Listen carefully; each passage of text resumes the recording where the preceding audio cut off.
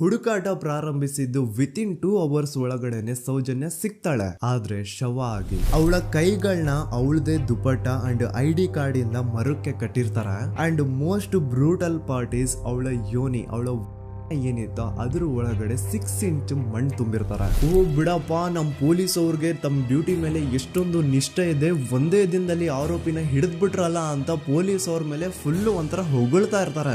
ಆದ್ರೆ ಪಾಪ ಜನರಿಗೆ ಎಲ್ಲಿ ಗೊತ್ತಿತ್ತು ಈ ಕೇಸ್ ನ ರಿಯಲ್ ಆರೋಪಿ ಬೇರೆ ಯಾರೋ ಇದಾರೆ, ಪೊಲೀಸ್ ಅವರೇ ಈ ಕೇಸ್ ನ ಮಿಸ್ಲೀಡ್ ಮಾಡೋದಕ್ಕೆ ಸುಮ್ನೆ ಸಂತೋಷ್ನ ಅರೆಸ್ಟ್ ಮಾಡಿದ್ದಾರೆ ಅಂತ. ಪೊಲೀಸ್ ಅವರು ಈ ಕೇಸ್ ಅಲ್ಲಿ ಕರಪ್ಟ್ ಆಗಿದ್ದಾರೆ, ಪೊಲೀಸ್ ಅವರೇ ಸತ್ಯ ಮುಚ್ಚಿಡ್ಲಿಕ್ಕೆ ಟ್ರೈ ಮಾಡ್ತಿದ್ದಾರೆ. ಹಾಗಾಗಿ ಈ ಕೇಸ್ ನ ಇನ್ಮುಂದೆ ಪೊಲೀಸ್ ಅವರಲ್ಲದೆ CBI ಅವರು ಇನ್ವೆಸ್ಟಿಗೇಷನ್ ಮಾಡಬೇಕು, ಈ ಕೇಸ್ ನ CBI ಒಪ್ಸಿ ಅಂತ ಅಗೇನ್ ಪ್ರೊಟೆಸ್ಟ್ ಗಳು ಸ್ಟಾರ್ಟ್ ಆಗ್ತವೆ. ಸೌಜನ್ಯ ಕೇಸ್ ಒಂದೇ ಅಲ್ಲ, ನಾರಾಯಣ ಹಾಗೂ ಯಮುನಾ ಕೇಸಲ್ಲೂ, ವೇದವಲ್ಲಿ ಕೇಸಲ್ಲೂ, ಆ ಬ್ಯಾಂಕ್ ಮ್ಯಾನೇಜರ್ ನ ಕೇಸಲ್ಲೂ ಹಾಗೂ ಪದ್ಮಲತಾ ಕೇಸಲ್ಲೂ ಸೀದಾ ಡೈರೆಕ್ಟ್ ಡೌಟ್ ಬರೋದೆ ಊರಿನ ಗೌಡ್ರ ಮೇಲೆ. ಸೌಜನ್ಯ ಕೇಸ್ ಬಿಟ್ಟು ಆ ಇನ್ನೊಂದು ಕೇಸ್ ಯಾವುದು, ಅದಕ್ಕೂ ಸಂತೋಷ್ಗೂ ಏನ್ ಸಂಬಂಧ, ಅದ್ರಲ್ಲಿ ಯಾಕೆ ಸಂತೋಷ್ನ ಪೊಲೀಸ್ ಅವರು ಫಿಟ್ ಮಾಡಿದ್ರು ಅಂತ ಪ್ರತಿಯೊಂದು ಹೇಳ್ತೀನಿ.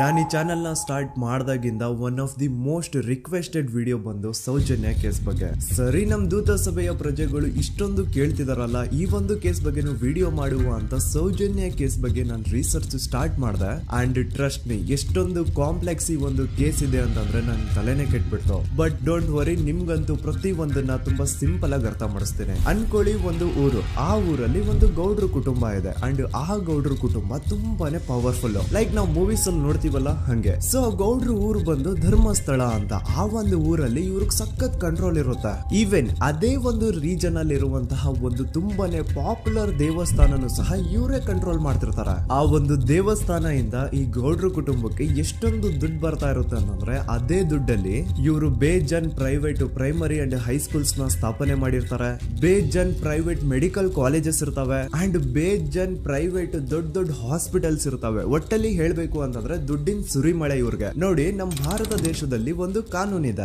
ದ ರಿಲಿಜಿಯಸ್ ಎಂಡೋಮೆಂಟ್ ಆಕ್ಟ್ 1863 ಅಂತ.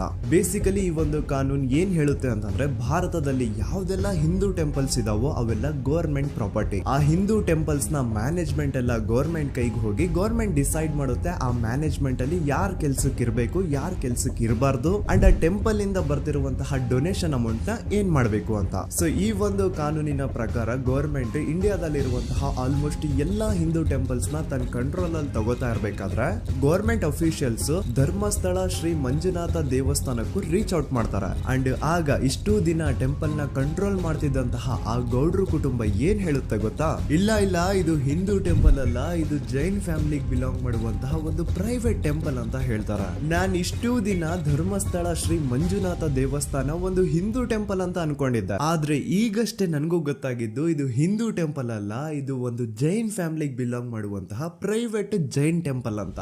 ಸೊ ಹೀಗಾಗಿ ಗವರ್ಮೆಂಟ್ ಅಫಿಷಿಯಲ್ಸ್ ಏನೂ ಮಾಡಕ್ಕಾಗದೆ ಇವತ್ತಿನವರೆಗೂ ಈ ಒಂದು ಧರ್ಮಸ್ಥಳ ಶ್ರೀ ಮಂಜುನಾಥ ದೇವಸ್ಥಾನನ ಒಂದು ಪ್ರೈವೇಟ್ ಟ್ರಸ್ಟ್ ನಡೆಸ್ಕೊಂಡು ಹೋಗ್ತಿದೆ. ಅಂಡ್ ಆ ಪ್ರೈವೇಟ್ ಟ್ರಸ್ಟ್ ನ ಓನರ್ ಯಾರು, ಅದೇ ಗೌಡ್ರ ಕುಟುಂಬ. ನೋಡಿ, ನಾನು ಈ ವಿಡಿಯೋದಲ್ಲಿ ಯಾರ್ದು ರಿಯಲ್ ನೇಮ್ಸ್ ನ ಬಳಸ್ತಿಲ್ಲ. ಪ್ರೀವಿಯಸ್ಲಿ ಬೇರೆ ಯೂಟ್ಯೂಬರ್ಸ್ ತಮ್ಮ ವಿಡಿಯೋಸ್ ಅಲ್ಲಿ ರಿಯಲ್ ನೇಮ್ಸ್ ನ ಬಳಸಿದ್ದಾರೆ ಅನ್ನೋ ಒಂದೇ ಒಂದು ಕಾರಣಕ್ಕೆ ಅವ್ರ ವಿಡಿಯೋಸ್ ನ ಡಿಲೀಟ್ ಮಾಡಿಸಿದ್ದಾರೆ. ಸೊ ಅವ್ರ ಜೊತೆ ಆಗಿದ್ದು ನನ್ ಜೊತೆ ಆಗೋದ್ ಬೇಡ, ಸತ್ಯ ಮುಚ್ಚೋಗೋದು ನನ್ಗೆ ಇಷ್ಟ ಇಲ್ಲ. ಹಾಗಾಗಿ ನಾನಿಲ್ಲಿ ರಿಯಲ್ ನೇಮ್ಸ್ ನ ಬಳಸ್ತಿಲ್ಲ. ಆದ್ರೆ ನಾನು ಯಾರನ್ನ ಪಾಯಿಂಟ್ ಔಟ್ ಮಾಡಿ ಹೇಳ್ತಿದ್ದೀನಿ ಅನ್ನೋದು ಮಾತ್ರ ನಿಮಗೆ ತುಂಬಾ ಕ್ಲಿಯರ್ಲಿ ಅರ್ಥ ಆಗುತ್ತೆ. Don't worry.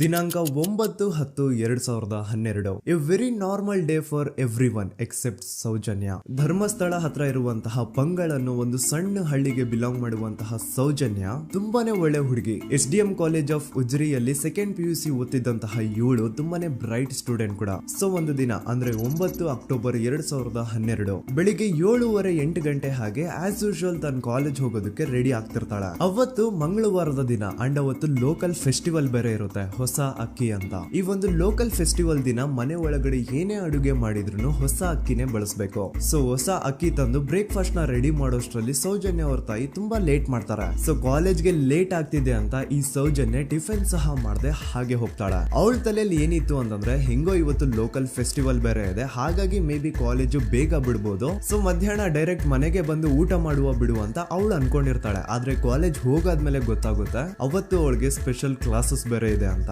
ಸೌಜನ್ಯ ಬ್ರೇಕ್ಫಾಸ್ಟ್ ಕೂಡ ಮಾಡಿರಲ್ಲ ಅಂಡ್ ಲಂಚ್ ಬಾಕ್ಸ್ ಕೂಡ ತಂದಿರಲ್ಲ. ಹಾಗಾಗಿ ಲಂಚ್ ಟೈಮ್ ಅಲ್ಲಿ ಸೌಜನ್ಯನ ಒಬ್ಳು ಫ್ರೆಂಡ್ ಜಾನ್ವಿ ತಾನ್ ತಂದಿರುವಂತಹ ಲಂಚ್ ಬಾಕ್ಸ್ ಅಲ್ಲಿ ಒಂದಿಷ್ಟು ಲಂಚ್ ನ ಆಫರ್ ಮಾಡ್ತಾಳ. ಆದ್ರೆ ಸೌಜನ್ಯ ಪರವಾಗಿಲ್ಲ ನೀನ್ ತಿನ್ನು, ನಾನ್ ಮನೆಗೆ ಹೋಗ್ಬಿಟ್ಟು ಊಟ ಮಾಡ್ಕೊಂತೀನಿ ಅಂತ ಹೇಳ್ತಾಳ. ಸುಮಾರು ಮಧ್ಯಾಹ್ನದ 3:45ಕ್ಕೆ ಕಾಲೇಜ್ ಬಿಡುತ್ತೆ. ಸೌಜನ್ಯ ಕಾಲೇಜ್ ಇಂದ ಬಸ್ ಅಲ್ಲಿ ಬಂದು ನೇತ್ರಾವತಿ ಬಸ್ ಸ್ಟಾಪ್ ಹತ್ರ ಇಳ್ಕೋತಾಳ. ಅವಳ ಜೊತೆ ಅವಳ ಕ್ಲಾಸ್ ಮೇಟ್ಸ್ ಅಂಡ್ ಫ್ರೆಂಡ್ಸ್ ಎಲ್ಲ ಇರ್ತಾರೆ. ಸೊ ಅವ್ರಿಗೆಲ್ಲ ಬಾಯ್ ಹೇಳ್ಬಿಟ್ಟು ಸೌಜನ್ಯ ತನ್ನ ಮನೆ ಕಡೆಗೆ ಹೊರಡ್ತಾಳ. ನೇತ್ರಾವತಿ ಬಸ್ ಸ್ಟಾಪ್ ಇಂದ ಸೌಜನ್ಯ ಮನೆಗೆ 20 ಮಿನಿಟ್ಸ್ ನ ವಾಕ್ ಇರುತ್ತೆ. ಮ್ಯಾಕ್ಸ್ ಟು ಮ್ಯಾಕ್ಸ್ 30 ಮಿನಿಟ್ ಹಿಡಿಬಹುದು. ಸೊ ಸೌಜನ್ಯ ನಡ್ಕೊಂಡು ಮನೆ ಕಡೆಗೆ ಹೋಗ್ತಾ ಇರ್ತಾಳೆ. ಒಂದ್ ಸ್ವಲ್ಪ ದೂರದಲ್ಲಿ ಪ್ರಕೃತಿ ಹಾಸ್ಪಿಟಲ್ ಅಂತ ಒಂದಿರುತ್ತೆ. ಅಲ್ಲಿನ ಸೆಕ್ಯೂರಿಟಿ ಗಾರ್ಡ್ ಸೌಜನ್ಯ ನಡ್ಕೊಂಡು ಹೋಗ್ತಾ ಇರೋದನ್ನ ನೋಡ್ತಾನೆ ಕೂಡ. ನಂತರ ಸೌಜನ್ಯ ಒಂದು 10 ನಿಮಿಷ ಹಂಗೆ ಮುಂದೆ ನಡ್ಕೊಂಡು ಹೋಗಾದ್ಮೇಲೆ ಸೌಜನ್ಯಗೆ ತನ್ನ ಮಾವ ಸಿಗ್ತಾರ.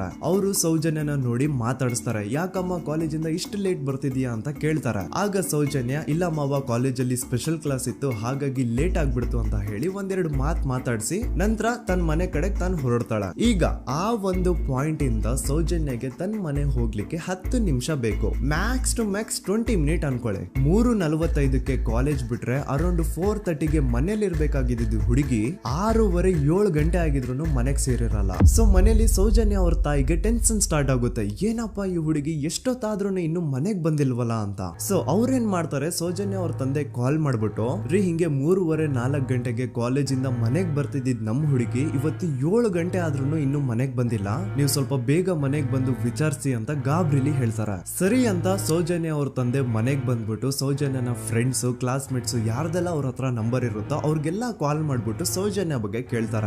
ನಮ್ ಹುಡುಗಿ ಏನಾದ್ರೂ ನಿಮ್ ಮನೆಗ್ ಬಂದಿದ್ದಾಳ ಅಮ್ಮ ಅಂತ. ಆದ್ರೆ ಸೌಜನ್ಯನ ಫ್ರೆಂಡ್ಸ್ ಅಂಡ್ ಕ್ಲಾಸ್ ಮೇಟ್ಸ್ ಎಲ್ಲ ಇಲ್ಲ ಅಂಕಲ್ ನಮ್ ಮನೆಗಂತೂ ಸೌಜನ್ಯ ಏನು ಬಂದಿಲ್ಲ, ಅವಳು ಬಸ್ ಸ್ಟಾಪ್ ಇಂದ ಸೀದಾ ನಿಮ್ ಮನೆ ಕಡೆಗೇನೆ ಹೊರಟ್ಲಲ್ವಾ, ಯಾಕೆ ಇನ್ನೂ ಬಂದಿಲ್ವಾ ಅಂತ ಕೇಳ್ತಾರ.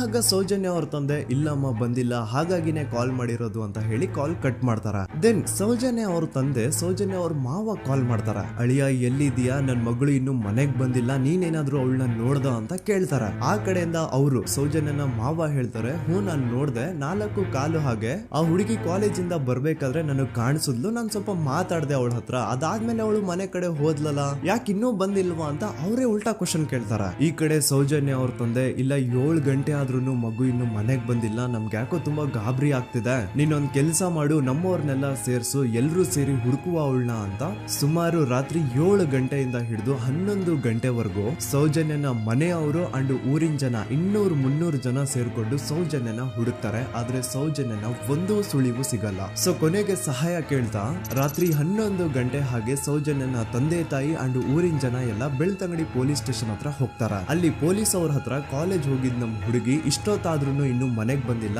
ಎಷ್ಟು ಹುಡುಕಿದ್ರು ಸಿಗ್ತಾ ಇಲ್ಲ, ಸೊ ಪ್ಲೀಸ್ ಒಂದು ಮಿಸ್ಸಿಂಗ್ ರಿಪೋರ್ಟ್ ನ ಫೈಲ್ ಮಾಡಿ ನಮ್ ಹುಡುಗಿನ ಹುಡುಕೊಡಿ ಅಂತ ಕೇಳ್ಕೊತಾರ. ಆದ್ರೆ ಪೊಲೀಸ್ ಅವರು ಒಪ್ಪಲ್ಲ. ಇಲ್ಲ ಯಾವುದೇ ಪರ್ಸನ್ ಮಿಸ್ಸಿಂಗ್ ಆದ್ರೆ ಆಫ್ಟರ್ 24 ಅವರ್ಸ್ ಆದ್ಮೇಲೆನೆ ರಿಪೋರ್ಟ್ ಫೈಲ್ ಮಾಡಕ್ಕಾಗೋದು. ಸೊ ನೀವ್ ಒಂದ್ ಕೆಲ್ಸ ಮಾಡಿ, ಈಗ ಮನೆಗ್ ಹೋಗಿ ನಾಳೆ ಬೆಳಿಗ್ಗೆವರೆಗೂ ನೋಡಿ, ನಾಳೆ ಬೆಳಿಗ್ಗೆವರೆಗೂ ನಿಮ್ ಮಗಳು ನಿಮ್ ಮನೆಗ್ ಬಂದಿಲ್ಲ ಅಂತಂದ್ರೆ ಆಗ ಬಂದ್ಬಿಟ್ಟು ಮಿಸ್ಸಿಂಗ್ ರಿಪೋರ್ಟ್ ನ ಫೈಲ್ ಮಾಡಿಸಿ ಅಂತ ಹೇಳಿ ಕಳಿಸ್ತಾರ. ಆಗ ಆಲ್ಮೋಸ್ಟ್ ಮಿಡ್ ನೈಟ್ ಆಗಿರೋದ್ರಿಂದ ಅಂಡ್ ಮಳೆ ಬೇರೆ ತುಂಬಾ ಜೋರಾಗಿ ಬರ್ತಾ ಇರುತ್ತೆ. ಸೊ ಈ ಸಿಚುವೇಶನ್ ಅಲ್ಲಿ ಸೌಜನ್ಯನ ಹುಡುಕ್ಲಿಕ್ಕೆ ಆಗಲ್ಲ. ನಾಳೆ ಬೆಳಿಗ್ಗೆ ಸೇರ್ಕೊಂಡು ಅಗೇನ್ ಎಲ್ರು ಸೌಜನ್ಯನ ಹುಡುಕುವ ಅಂತ ಸೌಜನ್ಯನ ಮನೆಯವರು ಅಂಡ್ ಊರಿನ ಜನ ಎಲ್ರು ತಮ್ಮ ಮನೆಗೆ ಹೋಗ್ಬಿಡ್ತಾರ. ನೆಕ್ಸ್ಟ್ ದಿನ ಅಂದ್ರೆ 10 ಅಕ್ಟೋಬರ್ 2012 ಬುಧವಾರದ ದಿನ ಬೆಳಿಗ್ಗೆ 10 ಗಂಟೆ ಹಾಗೆ ಸೌಜನ್ಯನ ಮನೆಯವರು ಅಂಡ್ ಊರಿನ 200-300 ಜನ ಸೇರ್ಕೊಂಡು ಅಗೇನ್ ಸೌಜನ್ಯಗೋಸ್ಕರ ಹುಡುಕಾಟ ಸ್ಟಾರ್ಟ್ ಮಾಡ್ತಾರ. ಹುಡುಕಾಟ ಪ್ರಾರಂಭಿಸಿದ್ದು ವಿತಿನ್ 2 ಅವರ್ಸ್ ಒಳಗಡೆನೆ ಸೌಜನ್ಯ ಸಿಗ್ತಾಳೆ. ಆದ್ರೆ ಶವ ಆಗಿ ಆ 200-300 ಊರಿನ ಜನ ಎಲ್ಲ ಸೇರ್ಕೊಂಡು ಏನ್ ಸೌಜನ್ಯನ ಹುಡುಕ್ತಾ ಇದ್ರು ಅದರಲ್ಲಿ ಯಾರೋ ಒಬ್ರಿಗೆ ಸೌಜನ್ಯನ ಮನೆಯಿಂದ ಕೇವಲ 10 ನಿಮಿಷ ದೂರದಲ್ಲಿರುವಂತಹ ಒಂದು ಹಳ್ಳನ ದಡದಲ್ಲಿ ಸೌಜನ್ಯನ ಮೃತದೇಹ ಸಿಗುತ್ತಾ. ಈಗ ಸತ್ತಿರುವಂತಹ ಸೌಜನ್ಯನ ಡೆಡ್ ಬಾಡಿ ಯಾವ ಒಂದು ಕಂಡೀಷನ್ ಅಲ್ಲಿ ಇತ್ತು ಅಂತ ಹೇಳ್ತೀನಿ, ಸ್ವಲ್ಪ ಗಮನ ಇಟ್ಟು ಕೇಳಿಸ್ಕೊಳ್ಳಿ. ಅವಳ ಕೈಗಳನ್ನ ಅವಳದೇ ದುಪಟ್ಟ ಅಂಡ್ ID ಕಾರ್ಡ್ ಇಂದ ಮರಕ್ಕೆ ಕಟ್ಟಿರ್ತಾರ. ಅವಳ ಬಾಡಿ ಎಲ್ಲ ನೇಕೆಡ್ ಇರುತ್ತೆ, ಮೈ ಮೇಲೆ ಸರಿಯಾದ ಬಟ್ಟೆ ಇರಲ್ಲ, ಮೈ ಮೇಲೆ ಮಲ್ಟಿಪಲ್ ಕಟ್ ಮಾರ್ಕ್ಸ್ ಇರುತ್ತೆ, ತುಂಬಾ ಜೋರಾಗಿ ಹೊಡೆದಿರುವಂತಹ ಗಾಯಗಳು ಮೈ ಮೇಲೆ ಎದ್ದು ಕಾಣಿಸ್ತಿರ್ತವೆ. ಅವಳ ರಿಪ್ಸ್ ಎದೆ ಭಾಗದ ಮೂಳೆಗಳೆಲ್ಲ ಮುರಿದು ಹೋಗ್ಬಿಟ್ಟಿರ್ತವೆ. And most brutal part is ಅವಳ ಯೋನಿ, ಅವಳ ಏನಿತ್ತು ಅದ್ರ ಒಳಗಡೆ 6 ಇಂಚ್ ಮಣ್ಣು ತುಂಬಿರ್ತಾರ. ಆ ಬಾಡಿ ಕಂಡೀಷನ್ ನ ನೋಡಿದಾದ್ಮೇಲೆ ಒಂದಂತೂ ತುಂಬಾ ಕ್ಲಿಯರ್ ಆಗಿ ಅರ್ಥ ಆಗುತ್ತೆ, ಅವಳನ್ನ ಯಾರೋ ತುಂಬಾ ಫೋರ್ಸ್ಫುಲಿ ಮಾಡಿ ನಂತರ ನಿರ್ದಯವಾಗಿ ಸಾಯಿಸಿದ್ದಾರೆ ಅಂತ. ಇಲ್ಲಿ ಕ್ರಿಮಿನಲ್ಸ್ ನ ಬುದ್ಧಿವಂತಿಕೆ ನೋಡಿ ಪೊಲೀಸ್ ಅವ್ರಿಗೆ ಏನೂ ಸುಳಿವು ಸಿಗ್ಬಾರ್ದು ಅಂತ ಅವಳ ಯೋನಿ ಒಳಗಡೆ 6 ಇಂಚ್ ಅಷ್ಟು ಮಣ್ಣು ತುಂಬ ಹೋಗಿರ್ತಾರೆ. ಸೊ ದೆನ್ ಪೊಲೀಸ್ ಅವ್ರಿಗೆ ವಿಷಯ ಗೊತ್ತಾಗುತ್ತೆ. ಅವರು ಸ್ಪಾಟ್ ಗೆ ಬಂದು ಸೌಜನ್ಯನ ಬಾಡಿನ ರಿಕವರ್ ಮಾಡಿ ಆ ಒಂದು ಸ್ಪಾಟ್ ನ ಕಂಪ್ಲೀಟ್ ಸೀಸ್ ಮಾಡ್ತಾರೆ. ಒಬ್ಳು ಸಾಮಾನ್ಯ ಮಿಡಲ್ ಕ್ಲಾಸ್ ಹುಡುಗಿ, ಒಬ್ಳು ವೆರಿ ಬ್ರೈಟ್ ಸ್ಟೂಡೆಂಟ್ ನ ಈ ಮಟ್ಟಿಗೆ ಇಷ್ಟು ನಿರ್ದಯವಾಗಿ ಸಾಯಿಸಿರೋದು ಯಾರು? ಇನ್ ಕೇಸ್ ಏನಾದ್ರೂ ಈ ಕ್ರೈಮ್ ಮಾಡಿದವನು ಸಿಕ್ಕಿ ಬಿದ್ರೆ ಅವನ್ನ ಸುಮ್ನೆ ಬಿಡಬಾರ್ದು ಅಂತ ಜನ ಆಕ್ರೋಶ ವ್ಯಕ್ತಪಡಿಸ್ತಾರೆ. ಅಂಡ್ ಗೆಸ್ ವಾಟ್, ನಮ್ ಪೊಲೀಸ್ ಅವರು ಇಷ್ಟೊಂದು ಫಾಸ್ಟ್ ಆಗಿ ಇನ್ವೆಸ್ಟಿಗೇಷನ್ ಕಂಪ್ಲೀಟ್ ಮಾಡ್ತಾರೆ ಅಂತ ನಾನಂತೂ ಎಕ್ಸ್ಪೆಕ್ಟ್ ಮಾಡಿರ್ಲಿಲ್ಲ. ಅಂಡ್ ಈವನ್ ಈ ಒಂದು ವಿಷಯದಿಂದ ಊರಿನ ಜನನು ಶಾಕ್ ಆಗ್ತಾರೆ. ಸೌಜನ್ಯ ಬಾಡಿ ಸಿಕ್ಕಿದ್ದ ನೆಕ್ಸ್ಟ್ ದಿನ ಅಂದ್ರೆ 11 ಅಕ್ಟೋಬರ್ 2012 ಸಂಜೆ 5 ಗಂಟೆ ಹಾಗೆ ಯಾರು ಸೌಜನ್ಯನ ಪಂಡು ಮರ್ಡರ್ ಮಾಡಿದ್ನೋ ಆ ಕ್ರಿಮಿನಲ್ ಕೂಡ ಸಿಕ್ಕಿ ಬೀಳ್ತಾನೆ. ಈಗ ನೀವು ಥಿಂಕ್ ಮಾಡ್ಬೋದು, ಸೌಜನ್ಯನ ಯಾರು ಮರ್ಡರ್ ಮಾಡಿದ್ರು ಅಂಡ್ ಯಾರ ಕ್ರೈಮ್ ನ ಮಾಡಿದ್ರು ಅವನು ನೆಕ್ಸ್ಟ್ ದಿನಾನೇ ಸಿಕ್ಕಿ ಬಿದ್ದ. ಹಾಗಿದ್ರೆ ಈ ಕೇಸ್ ಯಾವಾಗ್ಲೂ ಕ್ಲೋಸ್ ಆಗ್ಬಿಡ್ಬೇಕಿತ್ತು. ಆದ್ರೂ ಸ್ಟಿಲ್ ಇವತ್ತಿನ ದಿನವರೆಗೂ ಯಾಕೆ ಈ ಕೇಸ್ ಪದೇ ಪದೇ ನ್ಯೂಸ್ ಅಲ್ಲಿ ಬರುತ್ತೆ ಅಂದ್ರೆ, ನಮ್ ದೂತ ಸಭೆಯ ಪ್ರಜೆಗಳೇ ರೆಡಿ ಆಗಿ, ಆರೋಪಿ ಸಿಕ್ಕಾದ್ಮೇಲೆ ಈ ಕೇಸು ಕ್ಲೋಸ್ ಆಗಿಲ್ಲ. ಆಕ್ಚುಲಿ ಈ ಕೇಸು ಓಪನ್ ಆಗಿದ್ದೆ ಈಗ. ನೋಡಿ, ಸೌಜನ್ಯನ ಬಾಡಿ ಸಿಕ್ಕಿದ್ದು ನೆಕ್ಸ್ಟ್ ದಿನ ಅಂದ್ರೆ 11 ಅಕ್ಟೋಬರ್ 2012. PSI ಯೋಗೇಶ್ ಅವರು ಯಾರನ್ನ ಈ ಕೇಸಲ್ಲಿ ಅರೆಸ್ಟ್ ಮಾಡಿದ್ರು ಅಂದ್ರೆ ಆತನ ಹೆಸರು ಬಂದು ಸಂತೋಷ್ ರಾವ್. 28-29 ವಯಸ್ಸಿರುವಂತಹ Santosh Rao first of all ಧರ್ಮಸ್ಥಳದವನು ಅಲ್ವೇ ಅಲ್ಲ, ಅವನು ಶೃಂಗೇರಿ. ಅವನು ಸಂತೋಷ್ ರಾವ್ ನ ತಂದೆ ಸ್ಕೂಲ್ ಟೀಚರ್ ಅಂಡ್ ತಾಯಿ ಹೌಸ್ ವೈಫ್. ಸಂತೋಷ್ ಮೊದ್ಲಿಂದನೂ ಒಂದ್ ಸ್ವಲ್ಪ ಮೆಂಟಲಿ ಇಲ್ಲಿರೋದ್ರಿಂದ ಅವನಿಗೆ ವಿದ್ಯೆ ಬರಹ ಅನ್ನೋದು ತಲೆಗೆ ಹೋಗಿರಲ್ಲ. ಹಾಗಾಗಿ ಅವನು ಶೃಂಗೇರಿಯಲ್ಲಿ ಒಂದು ಹೋಟೆಲ್ ಅಲ್ಲಿ ಕೆಲಸ ಮಾಡ್ತಿರ್ತಾನೆ. ಮೆಂಟಲಿ ಅನ್ಸ್ಟೇಬಲ್ ಇದ್ರೂ ಸಹ ಈತನಿಗೆ ದೇವ್ರ ಮೇಲೆ ಬಹಳ ನಂಬಿಕೆ ಇರುತ್ತೆ. ಹಾಗಾಗಿ ತಿಂಗಳಿಗೆ ಒಮ್ಮೆ ಆದ್ರೂ, ಅಟ್ಲೀಸ್ಟ್ 2 ತಿಂಗಳಿಗೆ ಒಮ್ಮೆ ಆದ್ರೂ ಈತ ಯಾವ್ದಾದ್ರು ಒಂದು ಪುಣ್ಯಕ್ಷೇತ್ರಕ್ಕೆ ವಿಸಿಟ್ ಮಾಡಿ ಬರ್ತಿರ್ತಾನೆ. ಹಾಗೇನೆ ಈ ಸತಿನೂ ಸಹ ಈತ ಧರ್ಮಸ್ಥಳಕ್ಕೆ ಬಂದಿರ್ತಾನೆ. ಇವನು ಧರ್ಮಸ್ಥಳಕ್ಕೆ ಬಂದಿದ್ದು ದಿನಾಂಕ 9 ಅಕ್ಟೋಬರ್ 2012. ಈ ದಿನಾಂಕನ ಸ್ವಲ್ಪ ನೋಟ್ ಮಾಡಿ ಇಟ್ಕೊಳ್ಳಿ, ಯಾಕಂತಂದ್ರೆ ಮುಂದೆ ಈ ಕೇಸಲ್ಲಿ ಇದೇ ಮೇಜರ್ ಟರ್ನಿಂಗ್ ಪಾಯಿಂಟ್. ಸೊ ಸೌಜನ್ಯನ ಡೆತ್ ಆಗಿಂತ ಒಂದು ದಿನ ಹಿಂದೆ ಧರ್ಮಸ್ಥಳಕ್ಕೆ ಬಂದಿರುವಂತಹ ಸಂತೋಷ್ ರಾವ್ಗೆ ಎಲ್ಲನೂ ಉಳ್ಕೊಳ್ಳಿಕ್ಕೆ ಹೋಟೆಲ್ ಅಲ್ಲಿ ಅಥವಾ ಲಾಡ್ಜ್ ಅಲ್ಲಿ ರೂಮ್ ಸಿಗಲ್ಲ.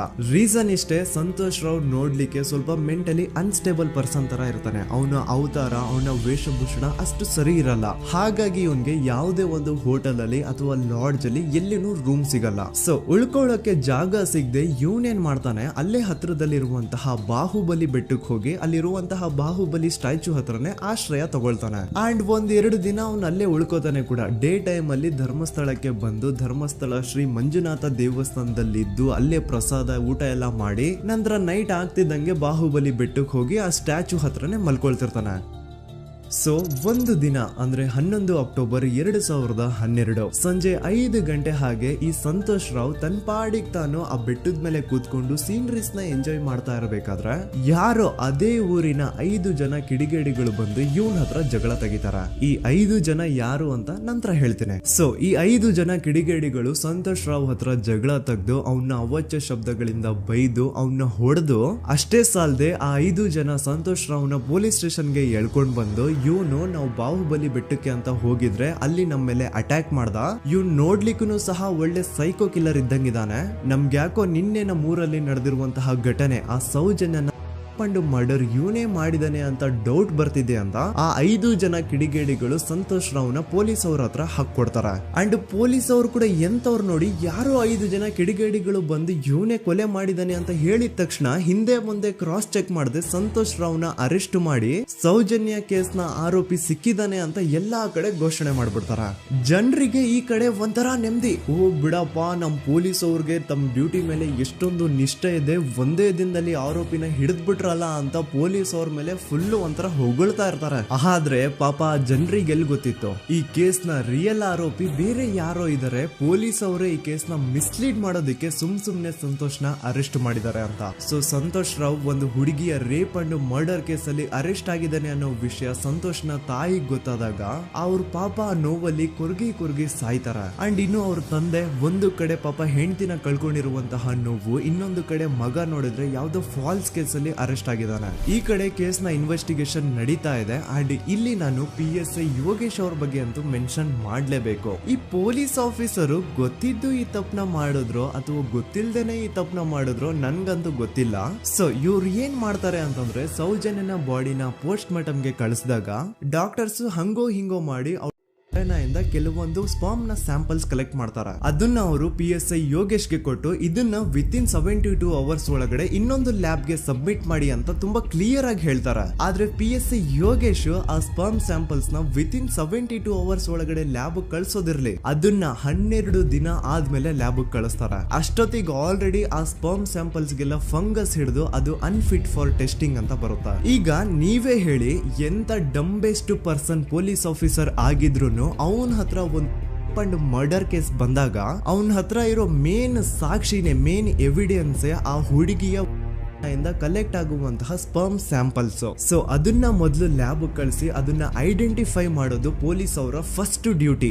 ಆದ್ರೆ ಇಲ್ಲಿ PSI ಯೋಗೇಶ್ ಅವರು ಇದನ್ನೇ ಮರ್ತು ಹೋದ್ರು ಅಂತ ನೋಡಿ. ಯಾವುದೇ ಒಂದು ಕೇಸ್ ಅಲ್ಲಿ ಪೊಲೀಸ್ ಅವರು ಆದಷ್ಟು ಎವಿಡೆನ್ಸ್ ನ ಕಲೆಕ್ಟ್ ಮಾಡೋದಕ್ಕೆ ಟ್ರೈ ಮಾಡ್ತಾರೆ. ಆದ್ರೆ ಈ ಒಂದು ಕೇಸ್ ಅಲ್ಲಿ ಮಾತ್ರ ಪೊಲೀಸ್ ಅವರು ಎವಿಡೆನ್ಸ್ ನ ಕಲೆಕ್ಟ್ ಮಾಡೋ ಬದಲಾಗಿ ಎವಿಡೆನ್ಸ್ ನ ಡಿಸ್ಟ್ರಾಯ್ ಮಾಡೋದ್ರಲ್ಲಿ ಮುಂದೆ ಇದ್ರು. ಅಷ್ಟೇ ಅಲ್ಲದೆ ಈ ಪೊಲೀಸ್ ಆಫೀಸರ್ ಸೇರ್ಕೊಂಡು ಸಂತೋಷ್ ರಾವ್ಗೆ ಸೆಲ್ ಅಲ್ಲಿ ಎಂತ ಟಾರ್ಚರ್, ಎಂತ ಹಿಂಸೆ ಕೊಡ್ತಾರೆ ಅಂದ್ರೆ ನೆನ್ಸ್ಕೊಂಡ್ರೆ ಮೈ ಜುಮ್ ಅನ್ನುತ್ತ. ಹೊಡಿಯೋದು, ಕೆಟ್ಟದಾಗ ಬೈಯೋದು ಇದೆಲ್ಲ common. Most brutal parties Santosh ರಾವ್ನ ಪ್ಯಾಂಟ್ ಬಿಚ್ಚಿ ಅವನ ಪ್ರೈವೇಟ್ ಪಾರ್ಟ್ ಮೇಲೆ ಬಿಸಿ ಬಿಸಿ ಕುದೀತಾ ಇರುವಂತಹ ನೀರ್ ಚಲ್ತಾರ. ಈ ಕ್ರೈಮ್ ನೀನೇ ಮಾಡಿದ್ಯಾ ಅಂತ ಒಪ್ಕೋ, ಇಲ್ಲ ಅಂತಂದ್ರೆ ನಿನ್ನ ಸೆಲ್ ಒಳಗಡೆನೆ ಸಾಯಿಸ್ಬಿಡ್ತೀವಿ, ನಿನ್ನ ತಂದೆ ತಾಯಿ ಎಲ್ರು ಸಾಯಿಸ್ಬಿಡ್ತೀವಿ ಅಂತ ಬ್ಲಾಕ್ ಮೇಲ್ ಮಾಡ್ತಾರ. ನೋಡಿ, ಸಂತೋಷ್ ರಾವ್ ಜಾಗದಲ್ಲಿ ನನ್ನಂತ ನಿಮ್ಮಂತ ನಾರ್ಮಲ್ ಪರ್ಸನ್ ಯಾರಾದ್ರೂ ಇದ್ದಿದ್ರೆ ಪೊಲೀಸ್ ಅವರು ಕೊಡ್ತಿರುವಂತಹ ಹಿಂಸೆನ ತಡ್ಕೊಳಕ್ಕಾಗದೆ ಆ ಕ್ರೈಮ್ ಮಾಡಿಲ್ಲ ಅಂದ್ರೂ ಮಾಡಿದೀನಿ ಅಂತ ಒಪ್ಕೊಬಿಡ್ತಾ ಇದ್ವಿ. ಆದ್ರೆ ಸಂತೋಷ್ ರಾವ್ ಮೆಂಟಲಿ ಇಲ್ಲಿರೋದೇ ಅವನ್ಗೆ ಅಡ್ವಾಂಟೇಜ್ ಆಗೋಯ್ತು. ಪೊಲೀಸ್ಗಳು ಸಂತೋಷ್ ರಾವ್ಗೆ ಎಷ್ಟೇ ಹೊಡೆದ್ರು, ಎಷ್ಟೇ ಬೈದ್ರು, ಎಷ್ಟೇ ಬ್ಲಾಕ್ ಮೇಲ್ ಮಾಡಿದ್ರು ಸಂತೋಷ್ ರಾವ್ ಬಾಯಲ್ಲಿ ನಾನ್ ಈ ಕ್ರೈಮ್ ನ ಮಾಡಿಲ್ಲ ಅಂತಾನೆ ಬರುತ್ತೆ ಹೊರತು ಆ ಕ್ರೈಮ್ ನ ಅವನು ಒಪ್ಕೊಳ್ಳೋದೇ ಇಲ್ಲ. ದೆನ್ ಕೋರ್ಟ್ ಟ್ರಯಲ್ಸ್ ಸ್ಟಾರ್ಟ್ ಆಗುತ್ತೆ. ಈ ಕ್ರೈಮ್ ನ ಸಂತೋಷೇ ಮಾಡಿದಾನೆ ಅಂತ ಸೌಜನ್ಯ ಕಡೆಯ ಲಾಯರ್ ವಾದ ಮಾಡ್ತಾನೆ. ಅದಕ್ಕೆ ಆಪೋಸಿಟ್ ಆಗಿ ಸಂತೋಷ್ ರಾವ್ ಕಡೆಯಿಂದ ಒಬ್ರು ಲಾಯರ್ ಇಲ್ಲ, ಸಂತೋಷ್ ರಾವ್ ಈ ಕ್ರೈಮ್ ನ ಮಾಡ್ಲಿಕ್ಕೆ ಸಾಧ್ಯನೇ ಇಲ್ಲ ಅಂತ ವಾದ ಮಾಡ್ತಿರ್ತಾರೆ. ಅಂಡ್ ಕೋರ್ಟ್ ಇಂದ ಆಚೆಗಡೆ ಸಂತೋಷ್ ರಾವ್ ನ ಅಗೇನ್ಸ್ಟ್ ಸ್ಟೂಡೆಂಟ್ಸ್ ಪ್ರೊಟೆಸ್ಟ್ ನಡೆಯುತ್ತೆ, ಪಬ್ಲಿಕ್ ಪ್ರೊಟೆಸ್ಟ್ ನಡೆಯುತ್ತೆ. ಅರೆಸ್ಟ್ ಆಗಿರುವಂತಹ ಸಂತೋಷ್ ರಾವ್ಗೆ ಗಲ್ಲಿಗೇರಿಸ್ರಿ ಅಂತ ಅವ್ರು ಡಿಮ್ಯಾಂಡ್ ಮಾಡ್ತಿರ್ತಾರೆ. ಸೊ ಹೀಗೆ ಒಂದು 2-3 ವರ್ಷ ಕಳೆದು ಹೋಗುತ್ತೆ. ನಂತರ ಒಂದು ಕೋರ್ಟ್ ಟ್ರಯಲ್ ಅಲ್ಲಿ ಸಂತೋಷ್ ರಾವ್ ಪರವಾಗಿ ಹೋರಾಡ್ತಿದ್ದಂತಹ ಲಾಯರ್ ಯಾಕೆ ಈ ಕೇಸ್ ಅಲ್ಲಿ ಸಂತೋಷ್ ಆರೋಪಿ ಅಲ್ಲ ಅಂತ ಪ್ರೂವ್ ಮಾಡ್ಲಿಕ್ಕೆ ಕೆಲವೊಂದು ಪಾಯಿಂಟ್ಸ್ ನ ಮುಂದೆ ಇಡ್ತಾರೆ. ಅದೇನಂತಂದ್ರೆ, ಮೊದಲನೇದಾಗಿ ಸಂತೋಷ್ ರಾವ್ ಈ ಕ್ರೈಮ್ ನ ಮಾಡಿದಾನೆ ಅಂತ ಒಬ್ರು ಒಂದು ಐ ವಿಟ್ನೆಸ್ ಇರಲ್ಲ. ಇನ್ನೊಂದೇನು ಅಂತಂದ್ರೆ, ಯಾವೊಂದು ಕಂಡೀಷನ್ ಅಲ್ಲಿ, ಯಾವೊಂದು ಬ್ರೂಟಲ್ ಕಂಡೀಷನ್ ಅಲ್ಲಿ ಸೌಜನ್ಯನ ಬಾಡಿ ಸಿಕ್ಕಿತ್ತೋ ಅದನ್ನ ಗಮನದಲ್ಲಿ ಇಟ್ಕೊಂಡು ಸ್ವಲ್ಪ ಪ್ರಾಕ್ಟಿಕಲ್ ಆಗಿ ಥಿಂಕ್ ಮಾಡಿದ್ರೆ ಆ ಒಂದು ಭೀಕರ ಕ್ರೈಮ್ ನ ಒಬ್ನೇ ಮಾಡ್ಲಿಕ್ಕೆ ಸಾಧ್ಯನೇ ಇಲ್ಲ. ಇನ್ನೊಂದು ಪಾಯಿಂಟ್ ಏನು ಅಂತಂದ್ರೆ, ಸೌಜನ್ಯನ ಇಂದ ಪೊಲೀಸ್ ಅವ್ರಿಗೆ ಯಾವುದೇ ಸ್ಪರ್ಮ್ ಸ್ಯಾಂಪಲ್ ಸಿಗ್ಬಾರ್ದು ಅಂತ 6 ಇಂಚು ಅಷ್ಟು ಮಣ್ಣು ಹಾಕಿರ್ತಾರ. ಸೊ ಈಗ ನೀವೇ ಹೇಳಿ, ಮೆಂಟಲಿ ಇಲ್ಲಿರುವಂತಹ ಪರ್ಸನ್ಗೆ ಇಷ್ಟೊಂದು ಬುದ್ಧಿವಂತಿಕೆ ಇರುತ್ತಾ ಅನ್ಕೊಳ್ಳಿ. ಅಷ್ಟೊಂದು ಬುದ್ಧಿವಂತಿಕೆ ಅವ್ನಿಗಿದ್ರು ಆ ಕ್ರೈಮ್ ಮಾಡಾದ್ಮೇಲೆ ಅವನ ಆ ಊರಿಂದ ಓಡ್ ಹೋಗ್ಬೋದಾಗಿತ್ತು. ಆದ್ರೆ ಮತ್ತ್ಯಾಕೆ ಅವನು ಅದೇ ಊರಲ್ಲೇ ಇರ್ತಾನೆ. ಅಂಡ್ ಸೌಜನ್ಯ ಕೊನೆಯದಾಗಿ ಪ್ರಕೃತಿ ಹಾಸ್ಪಿಟಲ್ ಮುಂದ್ಗಡೆಯಿಂದ ನಡ್ಕೊಂಡು ಹೋಗ್ತಾ ಇರ್ಬೇಕಾದ್ರೆ ಆ ಪ್ರಕೃತಿ ಹಾಸ್ಪಿಟಲ್ ನ ಸೆಕ್ಯೂರಿಟಿ ಗಾರ್ಡ್ ನೋಡ್ತಾನೆ. ಅಂಡ್ ಪ್ರಕೃತಿ ಹಾಸ್ಪಿಟಲ್ ನ ಆಚೆಗಡೆ CCTV ಕ್ಯಾಮರಾನು ಇರುತ್ತೆ. ಸಡನ್ಲಿ ಆ CCTV ಫುಟೇಜ್ ಕೂಡ ಕಾಣೆ ಆಗ್ಬಿಡುತ್ತಾ. ಇನ್ನೊಂದೇನು ಅಂತಂದ್ರೆ, ಸೌಜನ್ಯನ ಮರ್ಡರ್ ಆಗಿದ್ದು ನೆಕ್ಸ್ಟ್ ದಿನಾನೇ ಪೊಲೀಸ್ ಅವರು ಆರೋಪಿನ ಹಿಡಿದ್ರು. ಸೊ ಹಾಗಿದ್ದಾಗ ಆ ಕಲೆಕ್ಟ್ ಮಾಡಿರುವಂತಹ ಸ್ಪರ್ಮ್ ಸ್ಯಾಂಪಲ್ಸ್ ನ ಲ್ಯಾಬ್ ಗೆ ಕಳಿಸಿ ಇವನೇ ಆರೋಪಿ ಅಂತ ಕನ್ಫರ್ಮ್ ಮಾಡೋ ಬದಲಾಗಿ ಯಾಕೆ ಪೊಲೀಸ್ ಅವರು ಆ ಸ್ಪರ್ಮ್ ಸ್ಯಾಂಪಲ್ಸ್ ನ ತಮ್ಮ ಹತ್ರನೇ ಇಟ್ಕೊಂಡು 12 ದಿನವರೆಗೂ ಅದಕ್ಕೆ ಫಂಗಸ್ ಹಿಡಿಯೋವರೆಗೂ ಕಾದು ಆಮೇಲೆ ಅದನ್ನ ಲ್ಯಾಬ್ ಕಳಿಸಿದ್ರು. ಅಂಡ್ ಮೇನ್ ಇಂಪಾರ್ಟೆಂಟ್ ಆಗಿ ಸಂತೋಷ್ ರಾವ್ಗೆ ಒಂದು ಗುಪ್ತ ರೋಗ ಇರುತ್ತೆ, ಅದೇ